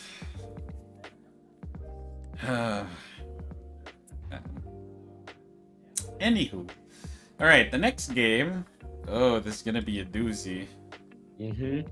World of Warcraft. Oh my god, World of Warcraft. Oh no. If you wanted to experience what it's like to be a victim of abuse without actually having to go through abuse, play World of Warcraft. Yeah, that harsh, I see. Look, I will not even wish it upon my worst enemies ever to play World of Warcraft. Like, I will not wish it against people I really hate to play World of Warcraft. Like, if I see them playing World of Warcraft, I'm like, dude, I fucking hate you, you piece of shit, but holy shit, why are you playing WoW? And again, like, this is coming from someone, not who plays FF14, but this comes from someone who used to play World of Warcraft. I played World of Warcraft Vanilla, not Classic WoW. Vanilla WoW. I played Burning Crusade. I played Wrath of the Lich King, Miss of Pandaria, Cataclysm. I missed a huge chunk of Warlords of Draenor, which, to be fair, not much because they cut the game short, like really freaking fast. Yeah. Jamie, your account is only 5 days old. You have 5 minutes to say something in chat before I ban you. Okay, I said my piece. Okay, what else? Right. So I missed a huge chunk of Warlords of Draenor. I played the hell out of Legion. I played a bit of BFA and I skipped Shadowlands. Thankfully, I dodged a bullet called Shadowlands. Right. So first off, my sister's boyfriend quit after Lich King. Oh. Tell your sister that he's a keeper. Kidding. I don't know your sister's boyfriend, so it's not in my place to say. I'm just memeing here. I'm just memeing here. Anyway, so like okay. See is I've played every expansion in WoW, and it was during Cataclysm that a lot of people, like, the player count started to decrease. Like, and I would say that it was probably because of the way Wrath of the Lich King ended. Because you have one of the most iconic villains in video game history, Arthas. I still think to this day, he is definitely one of the most important and well-written villains and antagonists in a video game. Arthas for sure. So, while it felt like, whoa, victory, finally, we beat the Lich King. The question comes after, oh shit. Who's gonna top the Lich King? It's kind of like in let's say Street Fighter. Ryu is such an iconic character. Could you imagine if they tried to replace Ryu with someone else? It doesn't feel right, does it? Yeah, without Ryu, it's not Street Fighter. It's without Ryu, it's not Street Fighter.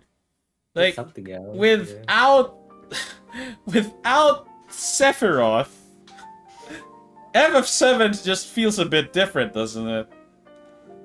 Which is why, like, Advent Children, like, yeah, we're bringing back Sephiroth. He's very important. Like, okay, I get it. They're trying it already with Alex and Luke. No, I disapprove.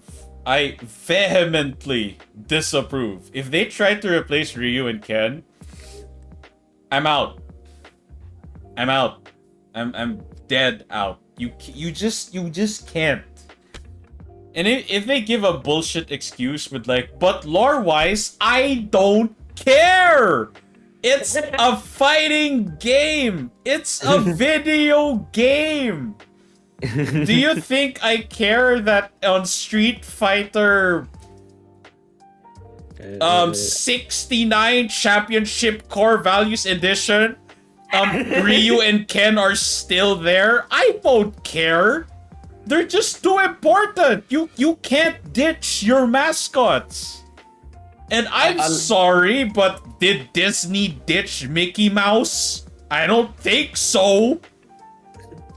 It's not gonna happen. It shouldn't. No. They're. I really hope they don't. I really hope they don't. I play for the gameplay, not the damn lore. Precisely. Like, even like if in Tekken 8 they bring back Heihachi, even though lore-wise he should be dead, I don't care. Heihachi is still important because he's old electric man. I still want my old man that can Hashi and electric, okay? Still very important. And I mean, come on, lore-wise. Tekken 7, Kazumi is dead, but they brought her as a playable character because why not? And to give a simple Mishima archetype. I get it. I can roll with it. Like, yeah, she's dead, but cool. She's fun. I'll play her. Doesn't matter which iteration of Street Fighter it is, you must have Ryu and Ken. Doesn't matter if Soul Bad Guy is not a Guilty Gear anymore. The next title of Guilty Gear after Strive must have Soul Bad Guy. Mm-hmm. And Kai Kisk. Yeah, both of them cannot. You can't just disappear. Even when Kai has a son, they're not replacing Kai Kisk with Sin. They're not. Never. Soul and Kai are just way too iconic. You can't look at Mortal Kombat. There are so many new characters that they ditched and old characters that they didn't ditch. Who has remained? Scorpion and Sub-Zero. It's too iconic. Their rivalry is too iconic. Yeah. You cannot just get rid of practically the mascot of your game. You simply can't. Mm-hmm. I mean, look at Blaze Blue. It's still Ragna and what's his name? Jin. KF, Kyo and Iori. Yes. Yeah. And freaking, I'm sorry, but from Fatal Fury, Geese and Terry. Yeah. You can't get rid of those two. You just can't. but Geese fell off the tower and they said that he died 3 hours after he fell. It doesn't matter. It's Geese Howard. You have to bring back Geese in every KOF. Yeah. you can't. You have to bring him back. And and yep. Okay, Jamie, you didn't say anything. Your account is way too young, so sorry, but you're sus. So I'm blocking you. And I will also ban you. Bye-bye. Okay. So like I was saying, like again, you just can't get rid of mascots like that. Holy shit. Just don't. No. Very bad idea. I mean, like, I don't play Melty Blood anymore, but it's weird if I see Melty Blood without Shiki and Arc. Yeah. Like, no, you can't. You have to keep them in. But anyway, on the topic of like World of Warcraft. Right. After players killed the Lich King, it was very bittersweet because like, yeah, one of the biggest bad and one of the best written villains in video game history is dead. There's that void of a very compelling villain, and they have tried so hard to fill that in, and they have failed. Now here's the thing. What is worse than killing the best villain? Trying to catch lightning in a bottle twice. Mm-hmm. That is worse. That is worse.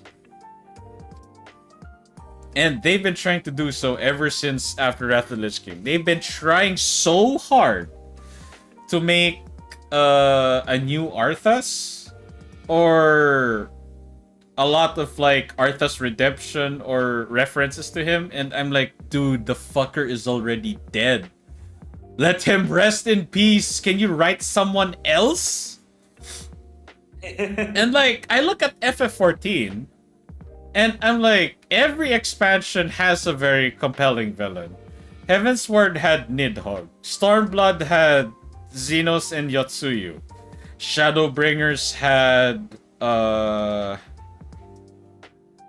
well, it was definitely Lahabrea and, well, technically the Flood of Light. In Endwalker, it's what's his name again? Fandaniel. They don't try, like, I will argue though that Xeno should have stayed dead in Stormblood. I will say that much. I'm glad that he's dead for good though. I think. Oh my god, I've had enough of Xenos. Like, I love the memes surrounding Xenos. My god, can you just please stay dead? Please, Jesus Christ. No more beating the dead horse, dude. Yeah, like, I enjoyed Xenos in Stormblood, but I was malding. I'm like, dude, you're supposed to be dead. Why the fuck are you alive again? But yeah, I like how the final boss for Endwalker was Xenos, and I'm just like, okay, I'm gonna enjoy kicking your fucking ass so that you're dead for good. Seriously. But anyway, so yeah, and that's just one aspect. Like, there's no compelling reason to play World of Warcraft, in my honest opinion, anymore. And when I say compelling reason, I always refer to like plot or narrative. Because here's the thing, Blizzard really does this scummy practice of like, okay, you know how Warcraft before World of Warcraft was an RTS, right? And then it became an MMO, and we don't have Warcraft 4 because Blizzard practically is relying on MMORPG, World of Warcraft, to progress and tell its story. Warcraft 3 was gold, absolutely, I agree. So yeah, we have not had a new RTS from Blizzard since StarCraft, and of course Warcraft 3. I do not expect to see a StarCraft MMO. I do not even know how that would work, but it's just sad that the story of StarCraft is finally at an end, and there's no reason to do a StarCraft 3 unless they find a way. But if they do, they have to make it compelling.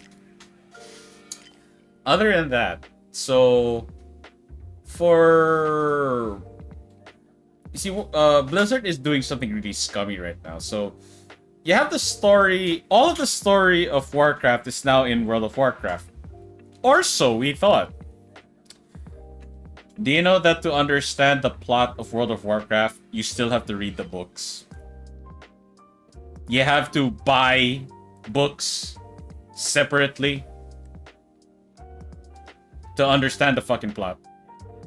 Yeah. Like, here's the thing. A lot of people really hate Sylvanas when she burned the tree in Teldrassil.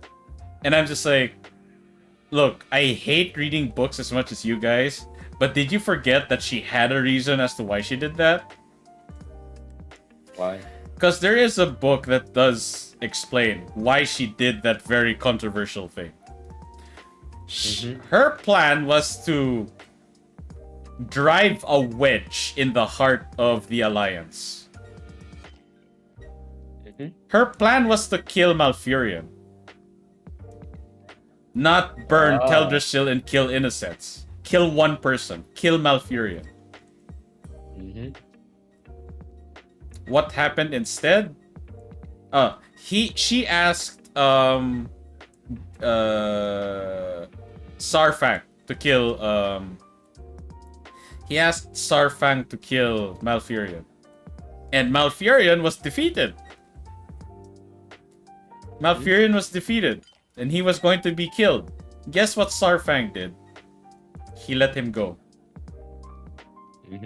Sarfang let Malfurion go. Little did he know, what Sarfang didn't know was that Sylvanas had a backup plan. Oh, you didn't kill Malfurion? I'll burn Teldrassil then. What the fuck? So people who keep blaming, like, Sylvanas, I'm like, don't act like Sarfang didn't have a fault in this. You might say, but that's what the writers decided. I'm like, that's the point. That's the point. Don't act like that crucial fact does not exist. You think that she burned that... You think her decision to burn the tree was her first decision? It's important because it speaks a lot about her character. If she was deciding, if her first plan was to burn Teldrassil, then yeah, she's fucking crazy. She's banana balls off the wall. But her first plan was to kill Malfurion, not burn Teldrassil and kill innocent elves. That wasn't her first decision. And this is also not... I do not even blame players for it too, because I'm like, why should Blizzard expect you guys to read a book? Like, if I play Elden Ring, or any single player game for that matter, why are you going to lock away information in a movie, or a TV series, or a book? It doesn't make any sense other than you're greedy pieces of shit. Blizzard also mentioned that don't you all have phones? Yeah, that bullshit too. Yeah. Like, again, one of my favorite, like, narrative stories for sure. For like now, like recently, try mommy strategy. Try mommy strategy. All of the information that I need to learn about the story is through the experience of the game. Just by playing the game, I learned about the plot. I do not want to spend $20 to buy a game to understand the rest of it. Like, why? And it's not even just, but aren't the books about a specific character, like their side story? No. That's the thing. I would be okay if Blizzard released books about a character and something we don't know about them, but it does not complete what we're supposed to know. There's a difference. There's a difference. It's like if I were to compare it, it's like Crapcom and how they dealt with Asura's Wrath.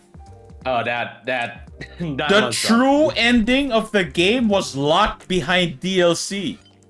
And here's the worst part. It's in the CD. It's in the CD of the game. Yeah, it was. What was the DLC for? A code to unlock it. That's it. It was annoying. The true ending is already in the game. You didn't download the content. The content was in the game. They were just greedy little shits that were like, yeah, you want true ending of the game after buying this game for $40? Well, pay 20 more for the true ending, you bitch. Angry Joe exploded when he reviewed it. Understandably so. Understandably so. It's stupid. It's absolutely stupid. And Blizzard has been doing this for every expansion. Just about every expansion has, what, 3-4 books that you need to read. And those books ain't cheap. Good luck understanding the full extent of the story without those books. And that's one of the, that's one of my major complaints with World of Warcraft. And sorry, for any WoW Andies are like, wow, you play the game for the story, you're cringe. I'm like, oh, I'm sorry, but I did not pay $60 or, yeah, I did not pay $60 and $15 a month just to raid, just to grind dungeons, just to grind reputation, just to grind Torghast. I want to enjoy the story. But how can I enjoy the story if the game is lacking the rest of the information behind a book? Like, I want to. Like, it's not like I don't want to play WoW. I want to play WoW, but Jesus Christ, I have no reason to anymore. Yeah. The grind is boring. The grind feels like a chore. Plot points are locked behind books separate from the game. And the game is still AAA priced. And greedy bastards. Greedy! It just comes down to greed. Yeah. Look, I'm not saying don't write books. But like, you're making a video game. Doesn't matter if it's MMO or subscription based. It's still a video game. I'm sorry, but FF14 doesn't do that. Like, whenever they make the Encyclopedia Eorzea, which I have, by the way, it just has bonus information that's like, oh, that's fun to know. Yeah, but like, crucial plot, story information is in the game. Yeah, it should be in the game. It should be in the game, but no, not for Blizzard. No, we want your money. Me want money. Give me money now. That's just the plot. I just talked about the plot and the whole problem with the villain thing. I'm not even in the gameplay. Holy shit. Okay, here's the thing that really triggers the fuck out of me whenever I talk about World of Warcraft. Hey, I need to drink water for this. Scarlet Queen. It came in at the right time. Oh my god, Scarlet Queen. Wow. Thank you for the raid. Okay. Yeah, drink some water, dude. Oh yeah, I'm drinking water for sure. Hello, Raiders. Alright. So right now... Nani. Right now... So for those who just raided, we are in the segment of today's talk show, Shrine Talk, where we are talking about our least favorite games. A while ago, we were talking about our favorite games, and before that, we were talking about fighting games becoming free to play. And hello, Hunter. Thank you for the follow. Hello, hello. So scary. Yeah, that's chaos. Chaos is indeed scary. But like, no joke. Don't be intimidated by his reactive PNG. He's a nice cool guy. So like, yeah. All I want is just your warm hug. What is? Oh whoa, indeed. Oh whoa. Oh whoa. Okay. So for the first part of the talk, we were talking about fighting games becoming free to play. We were talking about the dangers of that, but also why it is not that bad an idea. Then after that, we were talking about our favorite games, and now we are talking about our least favorite games. And currently, I'm talking about my least favorite game, which is World of Warcraft. And I am so sorry to any World of Warcraft players and fans in the chat right now, but I used to be one of you. I used to be a World of Warcraft fan. And don't get me wrong, I may not play the game anymore, I may not consider myself a fan anymore, but I still want World of Warcraft to be a good game. Yeah. Even after, like, just to compare, even after I hated the hell out of Marvel vs. Capcom Infinite and Street Fighter X Tekken and Street Fighter 5 on launch, I still want Street Fighter 6 to be good. I still want Tekken X Street Fighter to be a thing. And I still want Marvel vs. Capcom to make a comeback. Now, with World of Warcraft, oh my god. Get ready, boys. Yes. Alright, so if there is one thing that is a very important factor for anyone playing video games, is that when they play a video game, it should feel worth their time. Not just money, but time. Because money, you can get that back. You can earn money back. More so with if you buy like a disc, a video game disc, a physical copy, you can make some of it back by selling it to your friends secondhand. Like, if you buy, for example, if you buy Elden Ring and you platinum trophy it, you can sell it to your friend for like half the price. They'll happily take it off your hands for half the price. At least you make some of your money back, you know? But before you do, is it worth your time? As someone who spent just nearly 250 hours playing Elden Ring, it's definitely worth my time. Worth the money, for sure. But worth the time? Sometimes even though it's worth your money, it's just not worth the time. And World of Warcraft, for sure, one of them. Would I say that it's worth your money? I mean, it is an MMO. It's fun to play with friends. But it is not worth your time. Why do I say that? Because the game doesn't respect your time. Now, why? Okay. Being an RPG, if there's one thing common in any RPG, grind.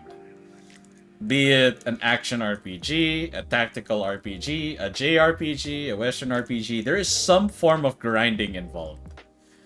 Or in even other games, especially free-to-play games, grinding. Oh my goodness. Anyone who's played Dota, League of Legends, Apex, Valorant, you're grinding for something. Yeah, for sure. But here's the thing. There are two things you ask yourself when you grind. Is it rewarding? And number two, is it fun? The rewarding part can be very subjective. But the fun part, Genshin grind? Yeah, Genshin grind as well. Is it fun? That has to be objective as possible. Because, like, some might argue, doing dungeons over and over again is fun. Okay. But for some, it isn't. But the fun part, like, as a developer, you should try to be able to make your content fun. Even if it's grindy, fun at least. Now, here's the thing. One of the oldest forms of grinding in World of Warcraft is rep grinds, reputation grinds. People used to grind for reputation to get, like, materials to craft mounts, sometimes really good gear, and recently, good lord, you need to farm reputation to be able to fly in the expansion areas. Yeah. Now, as someone who plays FF14, I cannot say that the game has no grind. False.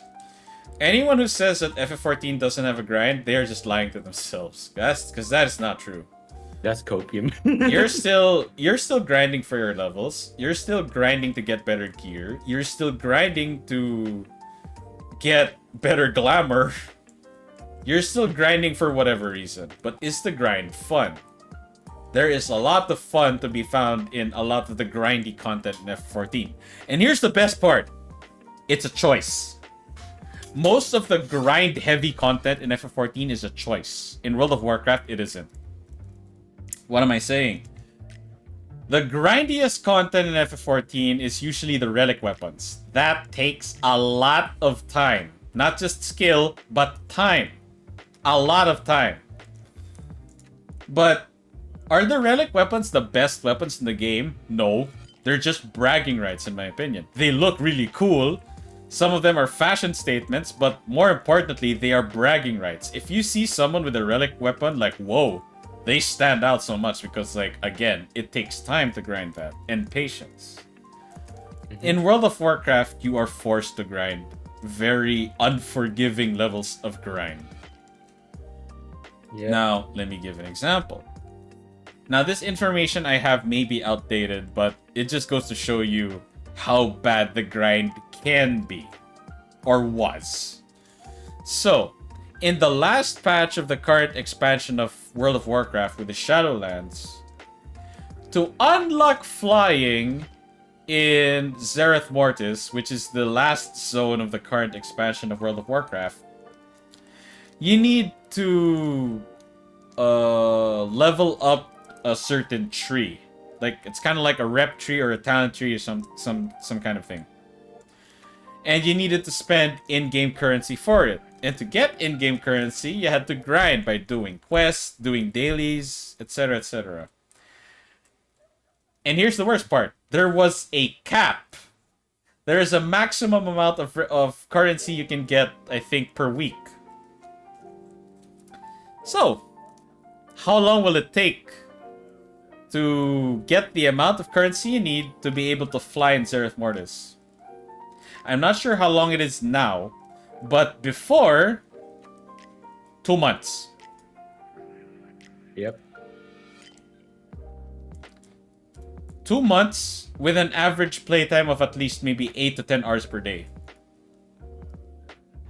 Yeah. That Even is if you way know- too demanding even for MMO standards. Yep. There is only one kind of content, or two kinds of content in FF14 that I can think of that comes close to that amount of grind. Ultimate raids in FF14. Most static groups or raid groups take at least maybe a month or two to clear it. But it's very engaging content. It's not brain dead. It's very tough content. And here's the best part. It's a choice. It's not imposed on you. Damn. Because it's not the best weapon in the game. It's a flex. And you're like, okay, fine, Yoko, but I'm paying $12 a month. If I'm not doing all the content, doesn't it mean that I'm not getting my money's worth? Here's the best thing about FF14. They know their market. So all of their content is geared towards multiple types of players. Are you an RPer? There is RP content for you. Are you a casual player? There's casual content for you. Are you a crafter? There's crafting content for you. Are you a raider? There is hardcore raids for you. Are you a casual gamer? Again, just basic general fun gaming content. There is. In WoW, not so much. Because their main focus is raids and dungeons. There's a severe lack of casual content. And for a game that relies on people having large guilds or large groups, there is no guild housing. Like, FF14 has a housing problem because there are so many guilds and not enough guild houses. But you can own a house in FF14. Which again, is just so funny. I'm like, I always thought that Blizzard has the higher budget and the higher team. Why does it seem like that budget isn't going where it's supposed to go? And again, another major complaint I have with World of Warcraft. Oh my goodness. So you look at how cosmetics work.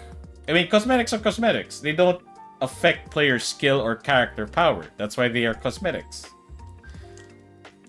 But there's an obvious jump in quality when you look at the item shop of Blizzard and the outfits you can buy there and the outfits in game.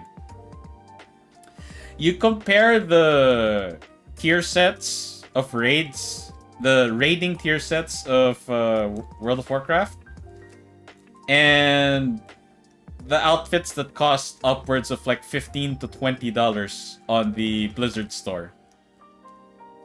Clearly, the budget went to the cash shop. Does FF14 have a cash shop? Yes. Do the outfits in that cash shop look better than the ones in-game? No. Because there are some outfits in-game that look better than the ones in the shop. Because the budget is not being siphoned by the cash shop. Now you might be wondering, why would someone siphon the budget into the cash shop? Simple, they want more money.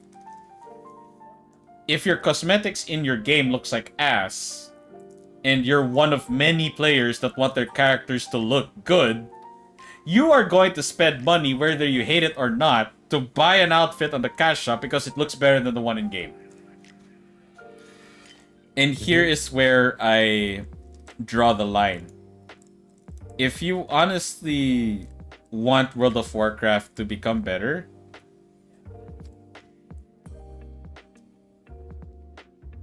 you make a statement. And when I mean make a statement, not a literal statement, because most feedback from players, they just fall on deaf ears. So make a statement. Unsubscribe. Don't play the game. Yeah. Make Blizzard question what they are doing wrong. Yeah. Because so long as people buy a lot of... So long as people keep buying cosmetics from the item shop, the cash shop, they have no reason to not do it. They're gonna keep doing it. Yeah. It's scummy. It's very scummy. The scummy part is not having a cash shop. The scummy part is the cash shop existing and the game being compromised by it. The cash shop has the better looking cosmetics. Why? Because they want to incentivize players to buy from the cash shop. Mm-hmm. I'm not saying don't have a cash shop. I'm saying the game should not be worse without the cash shop. Yep. If a cosmetic looks so good in the cash shop, a cosmetic in-game should also look good. But that is not the case. So many cosmetics in-game look like ass in World of Warcraft compared to the cash shop. That is not the case in FF14. And how will that reward World of Warcraft? If you were to ask. That's easy. People will keep their subscription. They'll convince they'll convince their friends to play the game, to keep subscribing. You'll keep your player base happy. They will be loyal to you to the end. Mm-hmm. But honestly, like, I just look at what WoW has become and I'm just like, I can't support this anymore. I really can't. Understandable. And the biggest spit in the face for me is that they retconned the whole plot. What's the point then? They retconned the whole plot. Why? Just to make their cheap Thanos ripoff make sense. That is how little faith they have in their plot. Damn, dude. They retcon so much because they want their new villain to be more compelling, who is basically a ripoff of Thanos. I'm just like, no. You had a good thing going, and you are trying so hard to copy Final Fantasy XIV that you don't have faith in your own capabilities. What the hell? And here's the funny part. Now, again, it can be speculation, but I just see so many similarities and cheap attempts to rip off FF14. Endwalker was... Let me check. When was Endwalker announced? Endwalker was announced February 6, 2021. Okay.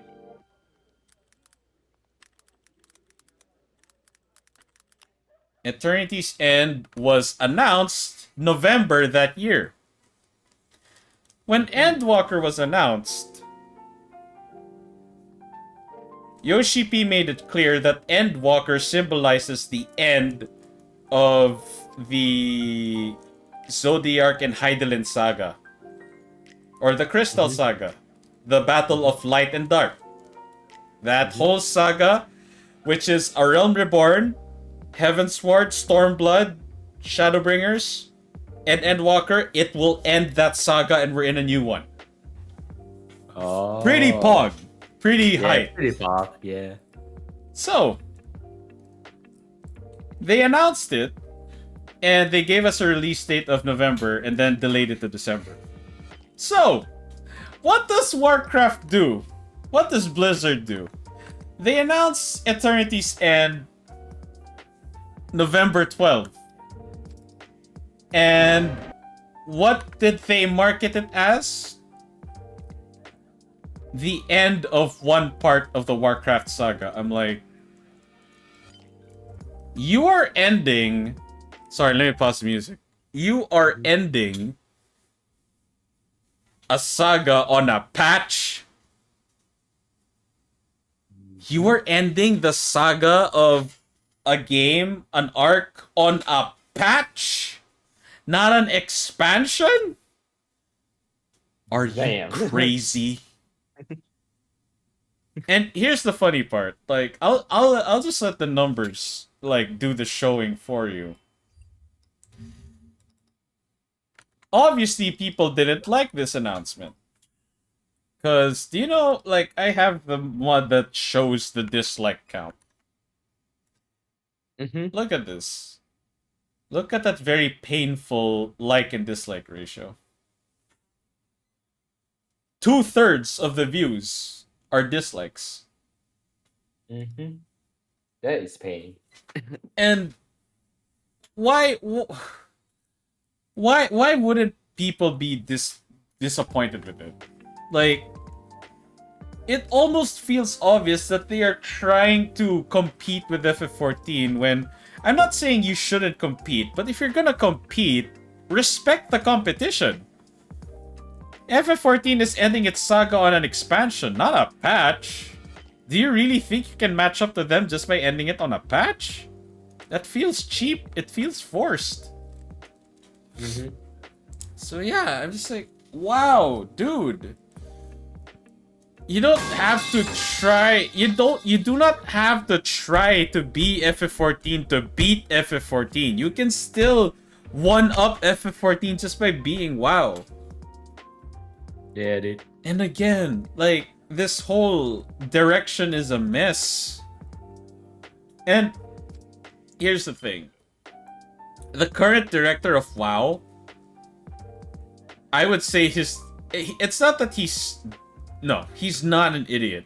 He's smart, but he's not the right person for the job, in my opinion. Because if there's one thing that the current director of WoW knows what to do, it's how to design raids. He should stick to that. A lot of the best raids of World of Warcraft was made by him. Because that was his prior position. Before he became the director of World of Warcraft, that was his position. He was lead raid designer. So obviously, it makes sense when the game has suddenly like become so raid and dungeon centric that everyone else is just left in the dust. Because your director only knows how to design raids. And that's a big problem. Because they should look at their own metric. How many players raid in World of Warcraft? How many players raid in FF14? A very small population, I will say. So what do most players in FF14 play the game for? For fun. There's just a lot of fun, casual content that isn't raiding. Boosters unite. Ugh. Like, look, I don't even have a problem with boosting, but in my opinion, there's a bigger problem than boosters. And this is another thing. This is my final nail on the coffin as to why I freaking hate WoW with a fiery passion. Look, I have two passions for WoW. My passionate hatred for the game, for what it has become, and my passionate hope that it fixes itself. Yeah. As someone who used to play the game a lot, I still want it to be good. Even though I will not play it anymore, I still want it to be good. The final nail on the coffin for me that really put WoW in its current state, WoW tokens. You might ask, what is a WoW token? If any of you have heard of the term real money transaction, or RMT, you know how that is basically illegal in a lot of games. It is illegal to buy in-game currency for real money when the game itself does not have the system to provide that. So, for example, buying Primo Gems with real money is legal RMT because it's a system provided by the game. But hypothetical, okay? Let's go to a hypothetical here. What if the only way you could earn Primo Gems was by doing content? Or trading with other players and whatnot? And let's say Primo Gems was the currency that literally governs the whole game. It's what you did to upgrade materials, do wishes, etc., etc.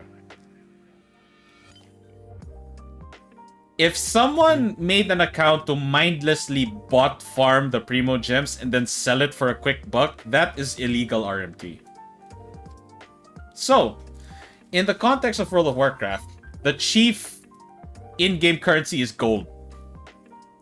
Okay? Gold. Mm-hmm. Now, RMT is illegal in World of Warcraft, obviously. There are so many websites, and they even advertise it in-game. The bots advertise them in-game.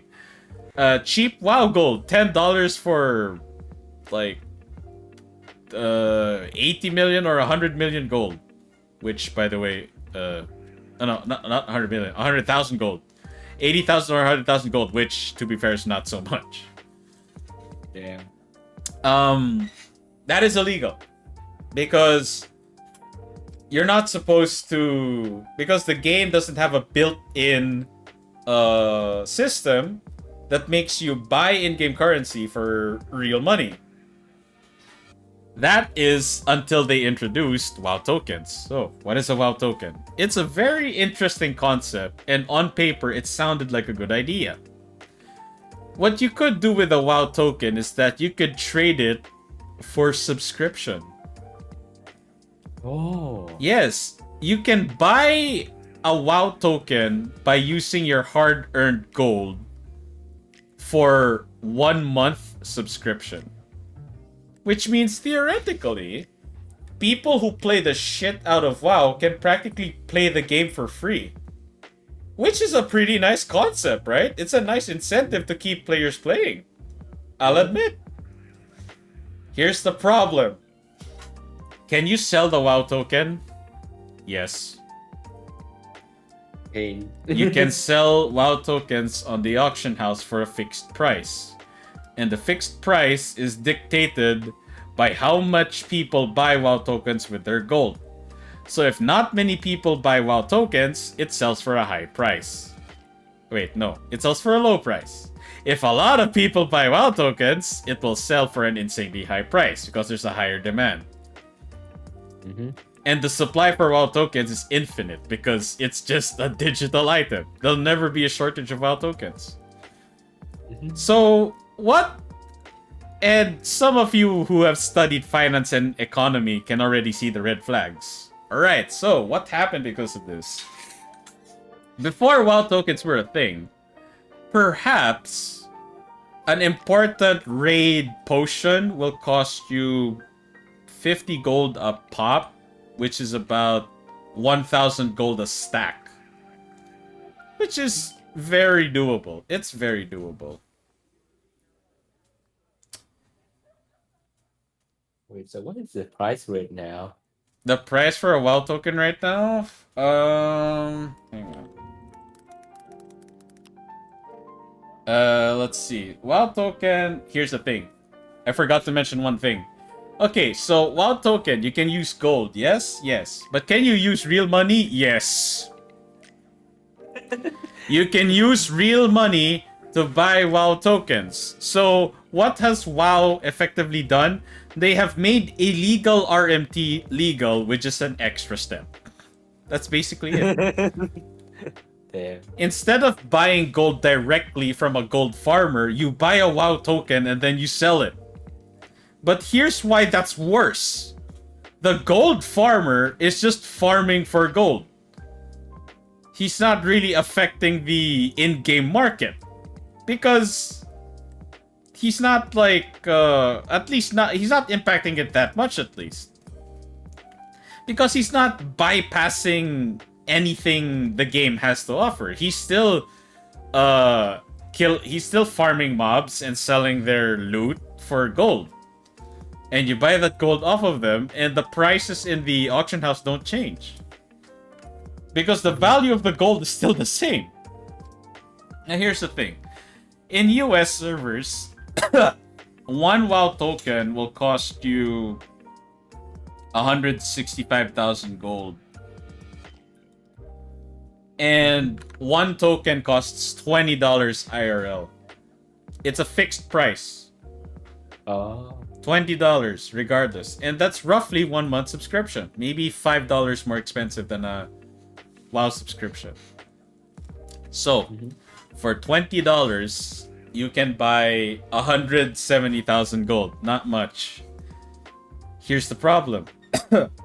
WoW tokens have essentially flipped the market of WoW up on its own ass. What was once 100 gold is practically 1,000 gold now. What was once 1,000 gold is practically 8,000 gold now. Insanely expensive for a casual player. The fuck, why does it sound like crypto now? That's because that's exactly what it is. It is cryptocurrency. Jesus. But I would Crypto, say but worse. I would say worse than cryptocurrency. Yeah, crypto but worse. And that's where WoW stands now. Literally everything bad about the game was not caused by external factors. Like, a lot of people might say, oh, it's because of the whole controversy surrounding Activision and the other Blizzard staff. No. WoW was already on a bad decline before that. A very bad decline. It may be a very cheap, easy excuse to use, but nope. I would say that World of Warcraft at its foundation is just deteriorating very, very steadily. I mean, I saw the announcement of like the new expansion, Dragonflight.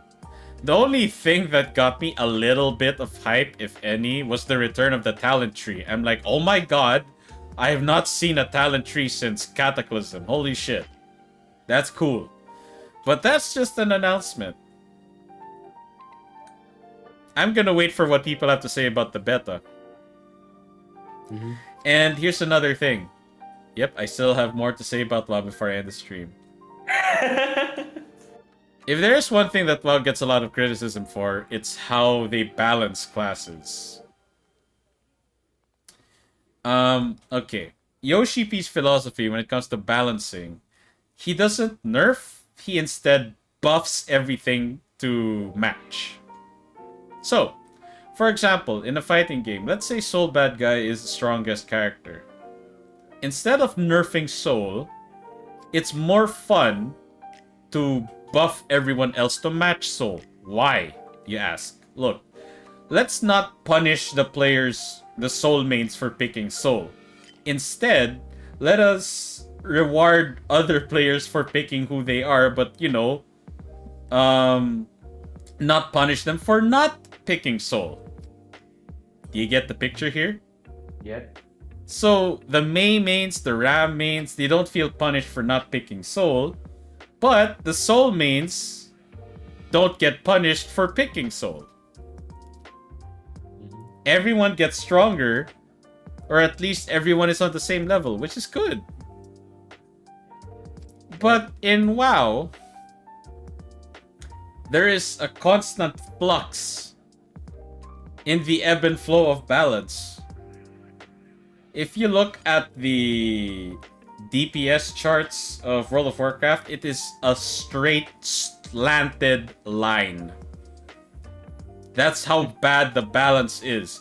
With the highest damage dealer to the lowest damage dealer is a slanted line.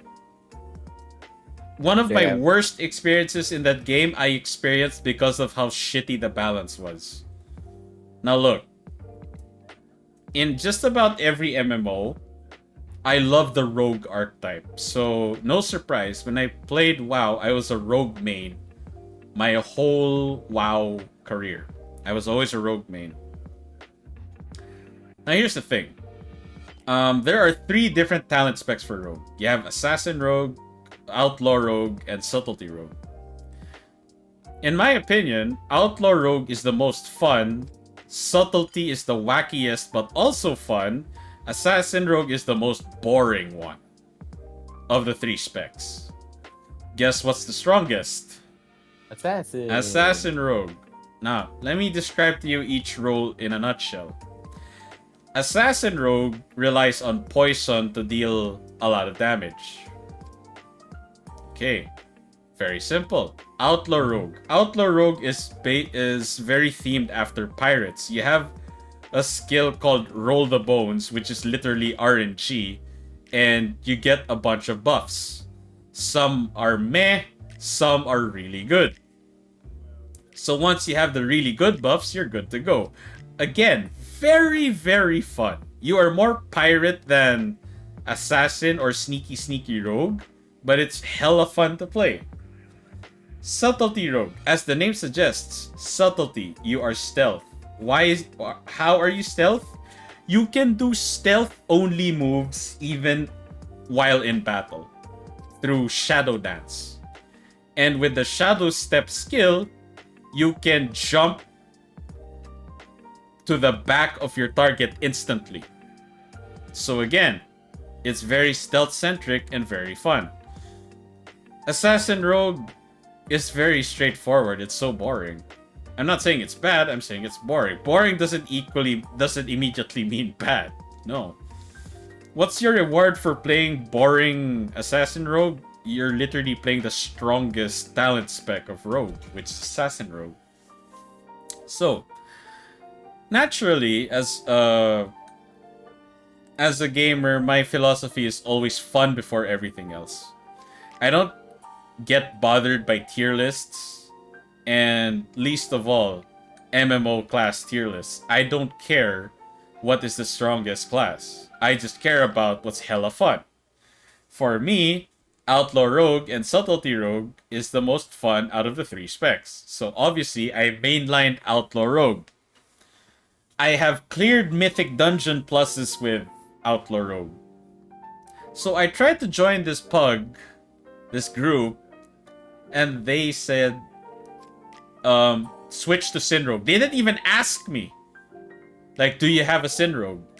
They told me, like, it's a command, switch to Sin Rogue. I'm like, I'm geared for Outlaw. And then they just kicked me out of the party. Yeah. I'm not even mad at them. I blame the game for that.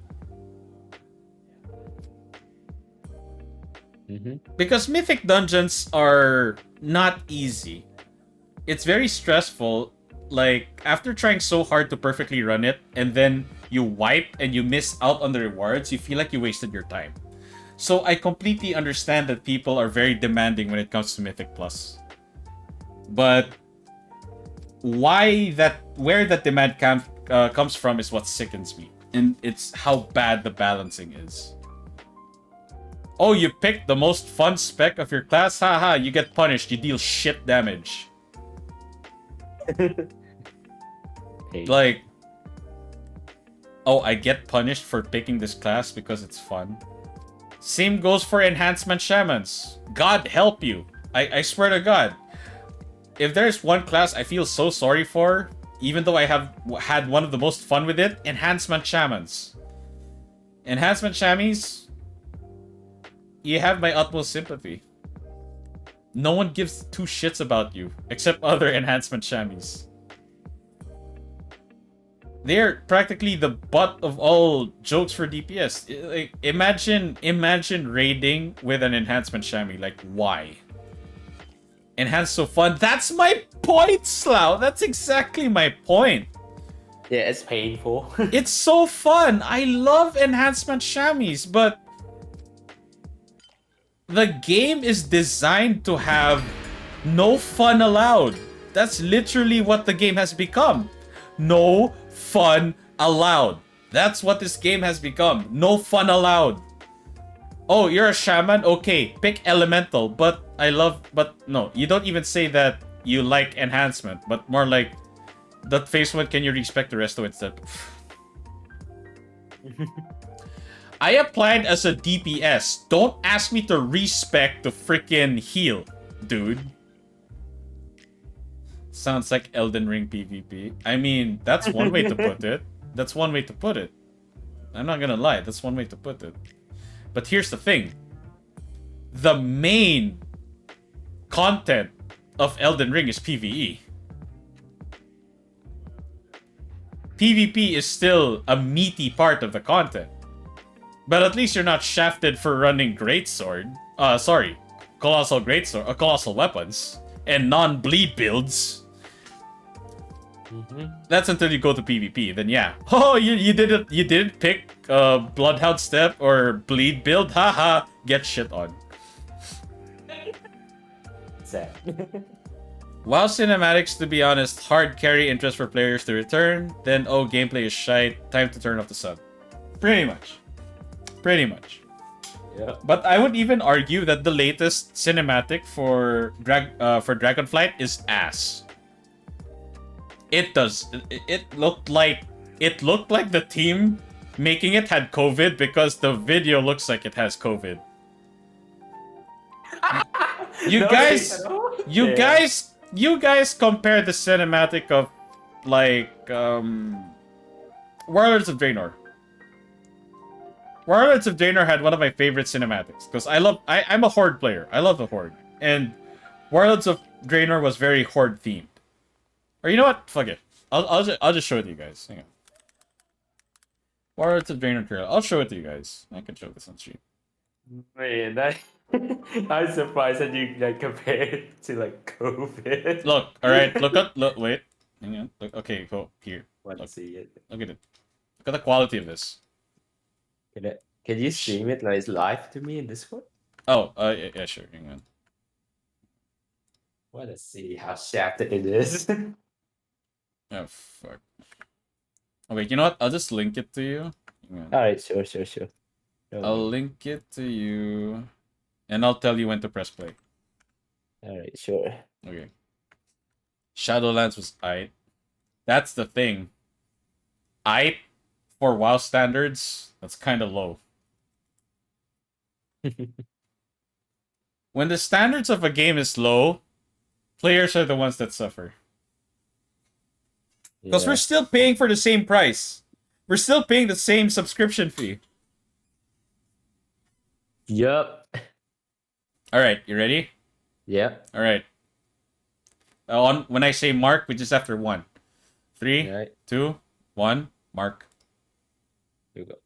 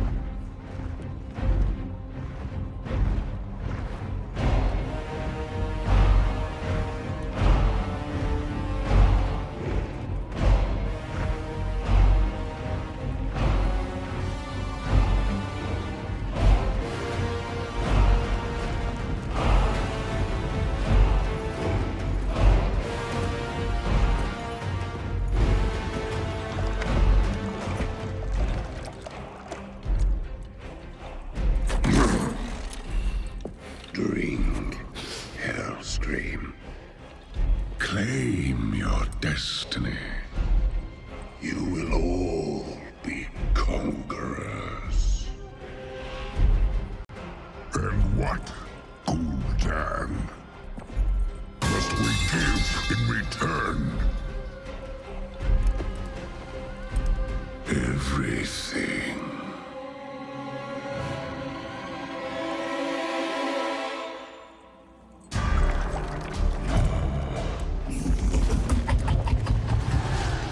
You would reject this gift.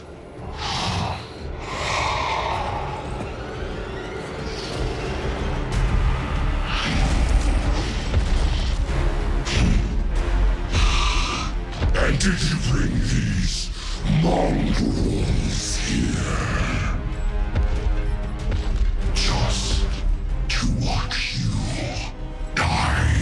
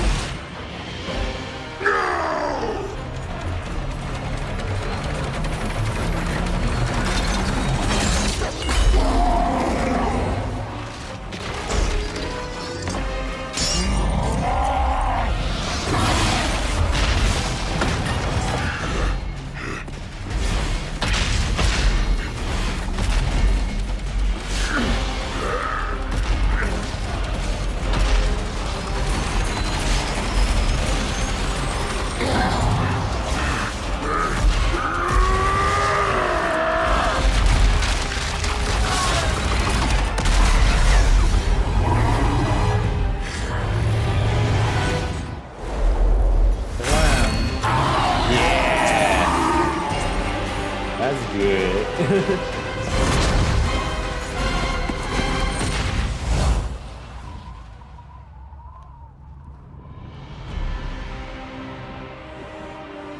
Yo, that's cool. Wait for it.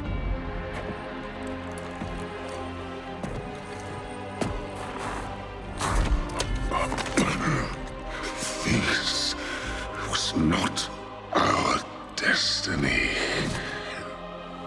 Times change.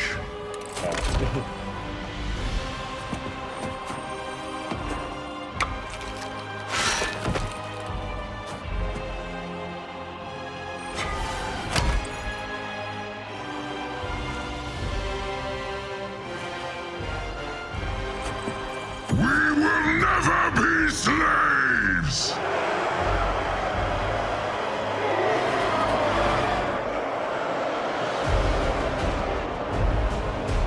But we will be conquerors. Anyone who's played a Warcraft game will probably have chills when they see that. Because that is a very important thing that they are building. Mm-hmm. Let's continue. And again, solid, very solid cinematic. For WoW standards, it's solid. Yeah, it's good. Pretty good. Oh my god. I can't believe I am watching How to Train Your Dragon by Blizzard Entertainment. And look at that like and dislike ratio. It's literally practically half. Dragonflight? That's the newest expansion. Dragonflight. I'm not gonna torture your eyes, guys, so I'll just let you watch like 2 minutes of this. Eyes torch. Yeah, that sounds horrifying.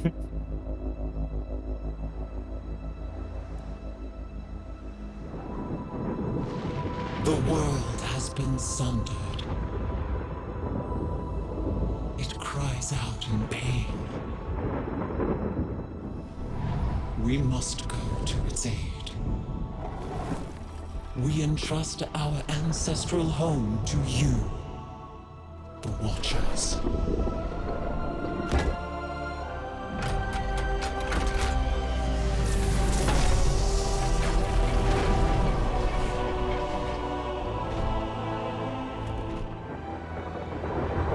Let the land slumber, hidden even from our own eyes. You will feel our return in the waking of the land. Then, you must light the beacon of Tearhold. lest the path home be lost to us forever.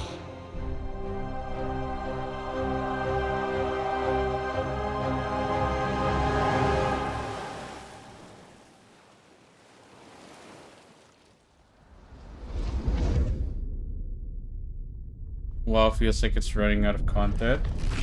Oh, for sure.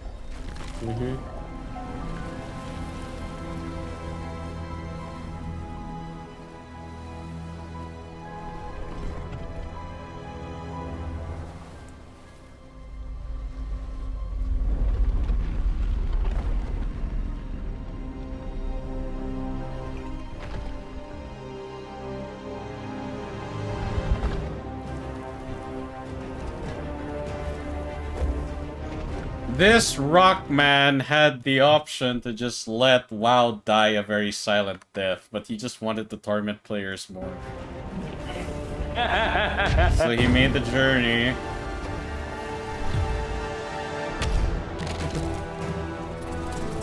Yeah.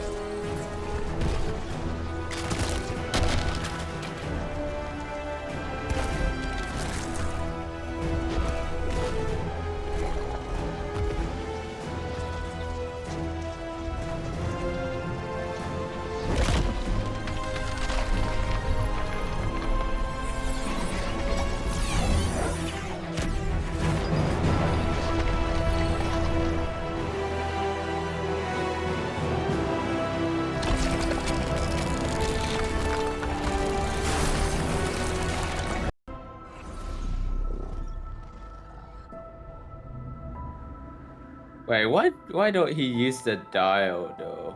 It probably didn't work anymore.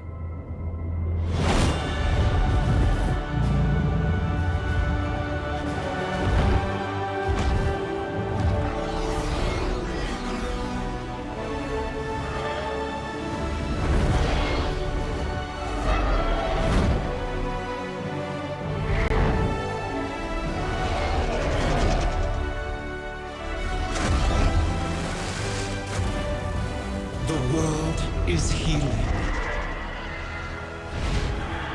But her Yeah, it's fate literally how to is train your yet dragon. uncertain. Alliance Horde, where you at? That's another problem.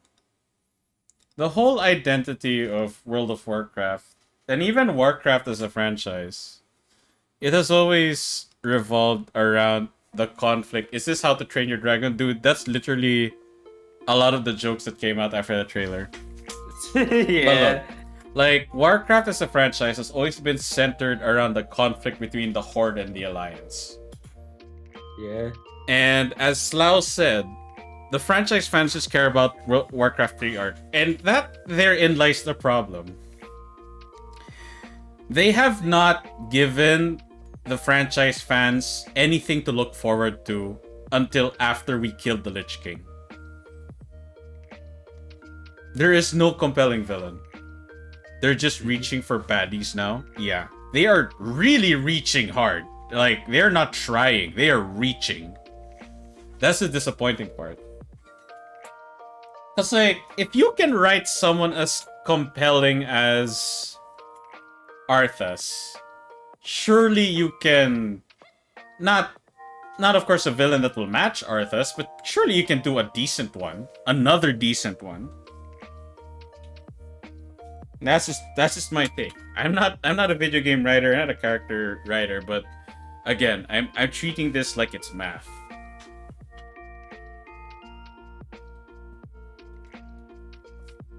The Jailer. The Jailer is as compelling as a pile of poop, dude. Well, Man, according I know. to Keiko. Yeah. And I know where all the money for WoW went. I think they went all to the lawsuit. That's what it is. They all went to the lawsuit. Not about the games. Fucking hell. I'd rather dude. play Pogs, aka Milk Caps, instead of WoW. Yeah, that's more fun and engaging. It's worth your time. And again, what is the drive of the player here? That's one thing that's a question easily answered by players who play F14. And it's a side effect of the design of World of Warcraft. Because in World of Warcraft, your player character is a plot device. You are an actual plot device. Even without you, the plot will progress. Mm-hmm. In FF14, you push the story forward. And sometimes, most of the time, if anything, the story revolves around you.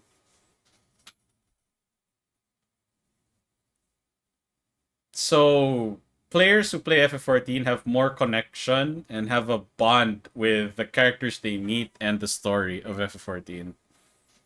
WoW, you can literally ignore the plot and it will just keep moving forward. Because the other characters that you like, that it depends on your faction. If you're Alliance or Horde, you have a bunch of characters that are essential to the story, and you yourself are unessential. You are useless.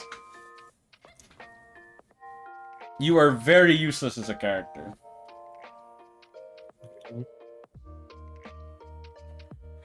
And anyway, that was a bit sidetracking, but like, yeah. For years, as a design, Warcraft has always been about Alliance versus Horde. It always has. But with Mists of Pandaria, and for sure, it looks like with Dragonflight,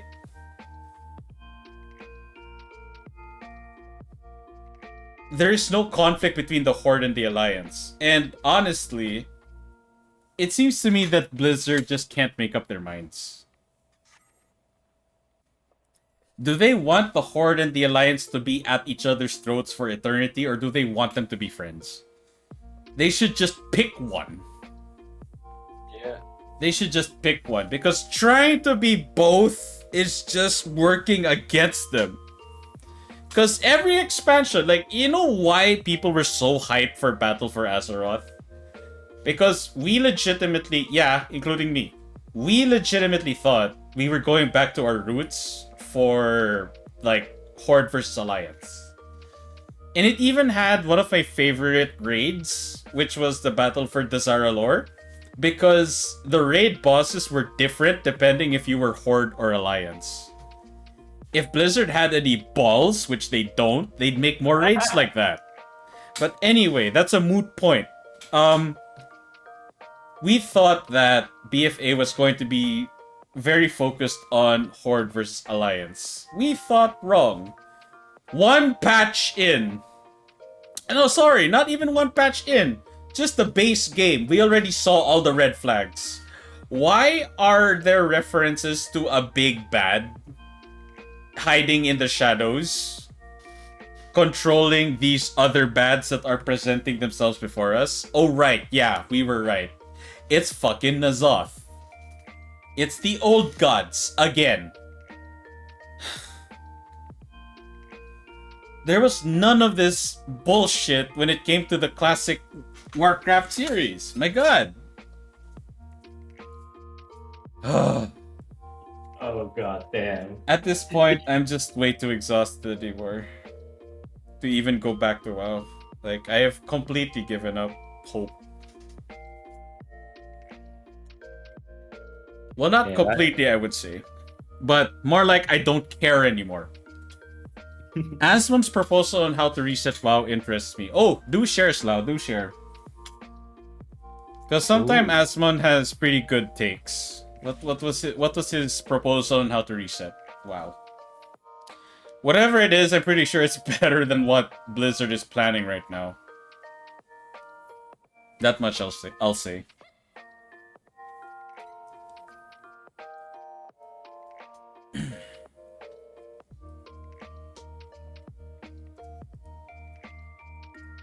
Damn, I damn, your rant about like, wow, it's kind of said to like more than 1 hour. Holy shit! I was being tame. I can still go for another 2 if I wanted to. Jailer equals Death Realm because everyone actually died to N'Zoth. Ah, yes, I know this take. That is actually a compelling take, I will say. Because Jailer the way they used the jailer was bullshit. It's just bullshit. After you beat him, reset the classic. Huh. That would have been good. Yeah, I'd say that's an interesting take. For sure. That's a very interesting take. Basically, everyone actually died in the South. Yeah, I remember this take. I remember this. Classic timeline. Ooh. Wow. So it's very similar to... Yeah, he did say this. It's very similar to what A Realm Reborn did. Because in 1.0, the Warriors of Light failed. They couldn't defend Eorzea from Bahamut. So what Louis Swa did was he shielded the Warriors of Light, teleported them out, but the consequence was that everyone forgot who the Warriors of Light were. And that's why they were called the Warriors of Light, because they were on the battlefield, and before they disappeared, all they saw was a flash of light. And the time resetting makes more sense. I agree. It can make sense. Like because time travel thing? Not time travel, but time reset. Because think of it this way, and I think Slough will agree with me on this. Because of the bullshit MacGuffins that you get while you're in the Shadowlands, like what they can do, to fix something as cataclysmic as you guys dying to N'Zoth, which is basically Cthulhu, you'd need something very powerful and basically put you back to another point, to a previous point in time before you died to N'Zoth. Do you get it? Now Shadowlands will make sense. Why you're gathering all this bullcrap, all this stuff. And you don't even have to retcon everything. You can keep the lore as it is. And you retcon it by canon, not by bullshit. You retcon it by... yeah. And then, with your retconned lore, you can actually play around with it more. So yeah, like, that's more compelling. I agree with Asmongold on this. Yeah, it's much more compelling for sure. Keck surprise plot device under ICC that Arthas and Bolvar knew nothing about. Look, everyone was looking for any reference to the jailer in the previous games. Guess what? Nada. Not one reference. Not one reference. In FF14, we've been fed so many hints that the Warrior of Light is actually an Ascian. We've been fed so many hints that we are something special. So whenever the reveal is there, it doesn't feel forced or cheap or for plot's sake.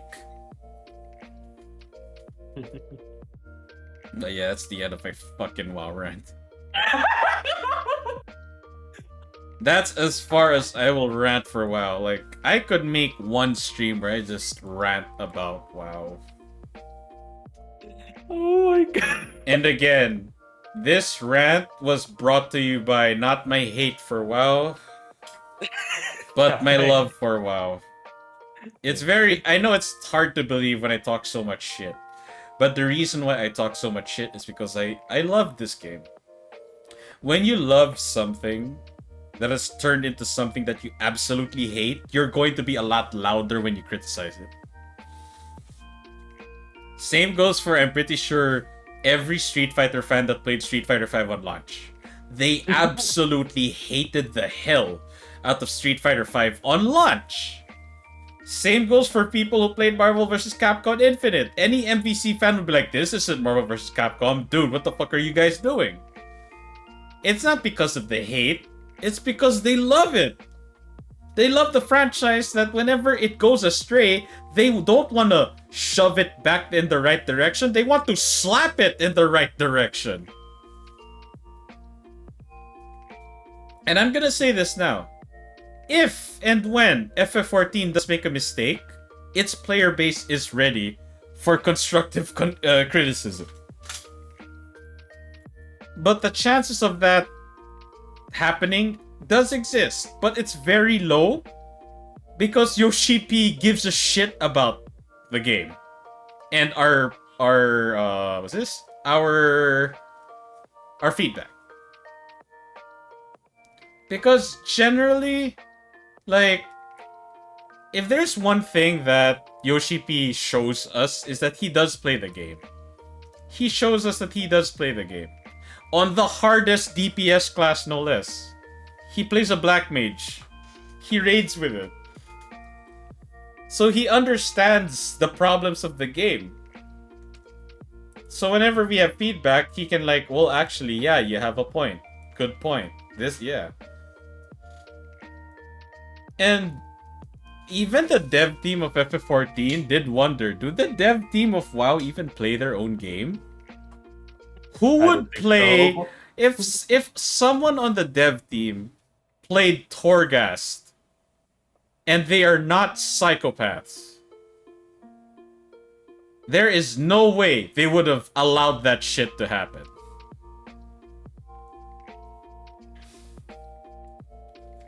And again, one last thing. WoW forces you to do a lot. That's one thing I hate about WoW. It forces you to do a lot. Well, not do a lot, sorry.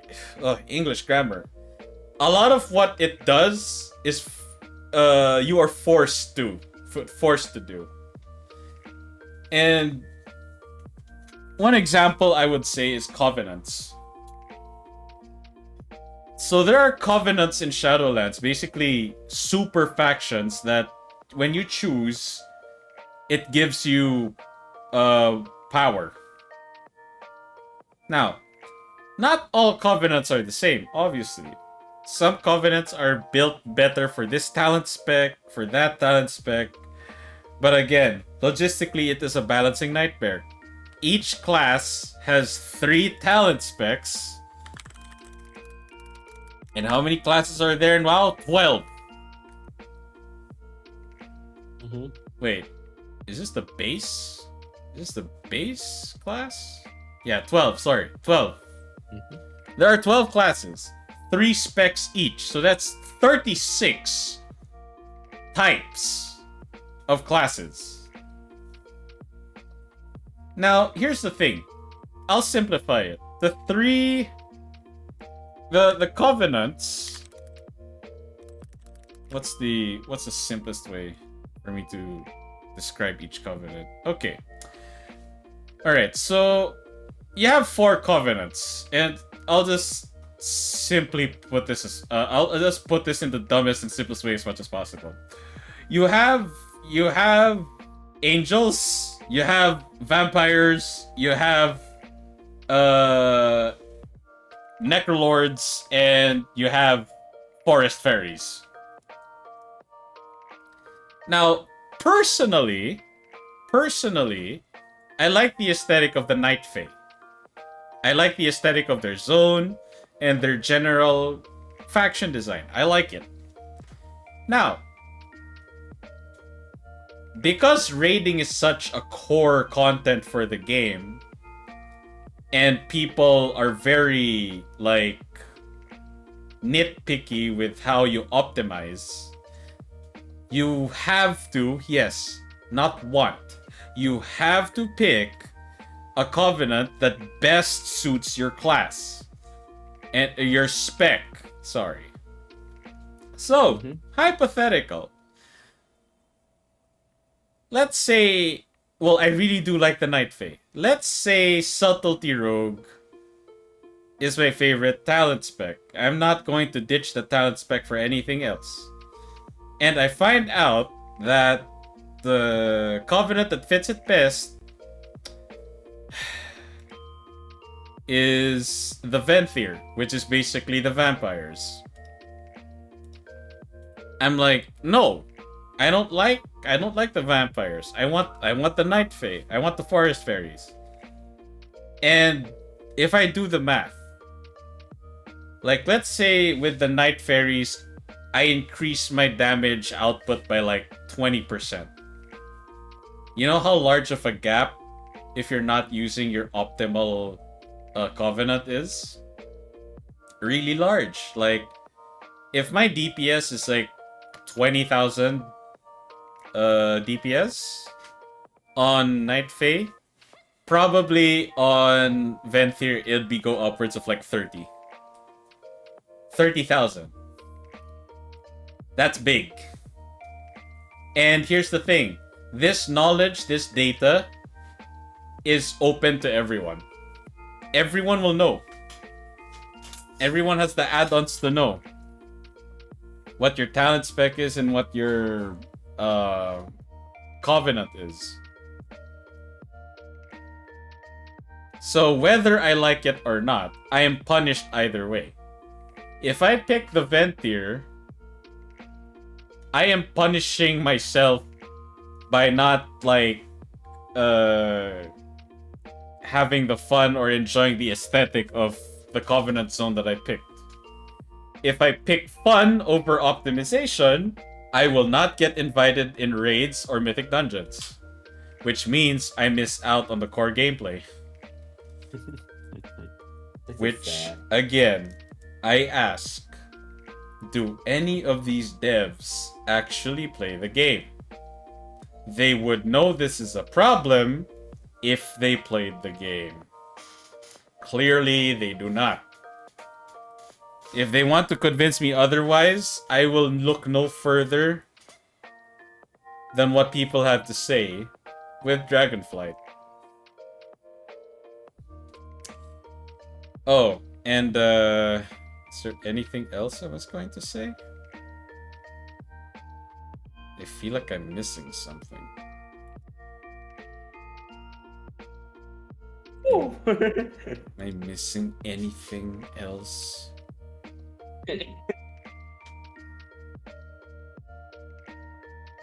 BIS anything is a problem in MMOs. Yeah. Optimizing your character even in FF14 is a problem. FF14 does have optimization problems in gear. But compared to WoW, no one will immediately kick you out for picking a class. And even with how class switching works in FF14, they won't ask you to switch. Like, if their lineup says 2 melee DPS, 1 ranged, 1 caster, and you have a samurai and a monk, and a machinist and a black mage, people will still run with it. Multiplayer games unless you play with a stack. That is very true. But yeah, again, like, WoW to its core, a lot of its problems are like, they're not serious problems. It's just that these are problems that have been allowed to fester. That's why they are big issues now. Oh, I remember what I had to say. If there's one mistake WoW keeps doing, it's the public test realms. Because people keep leaking plot information and cutscenes from that. FF14 doesn't. FF14 doesn't. Who tests the game? The developer. They're the ones testing the game for us before they release it. Why are we going to pay money to test a game that's not ready for release?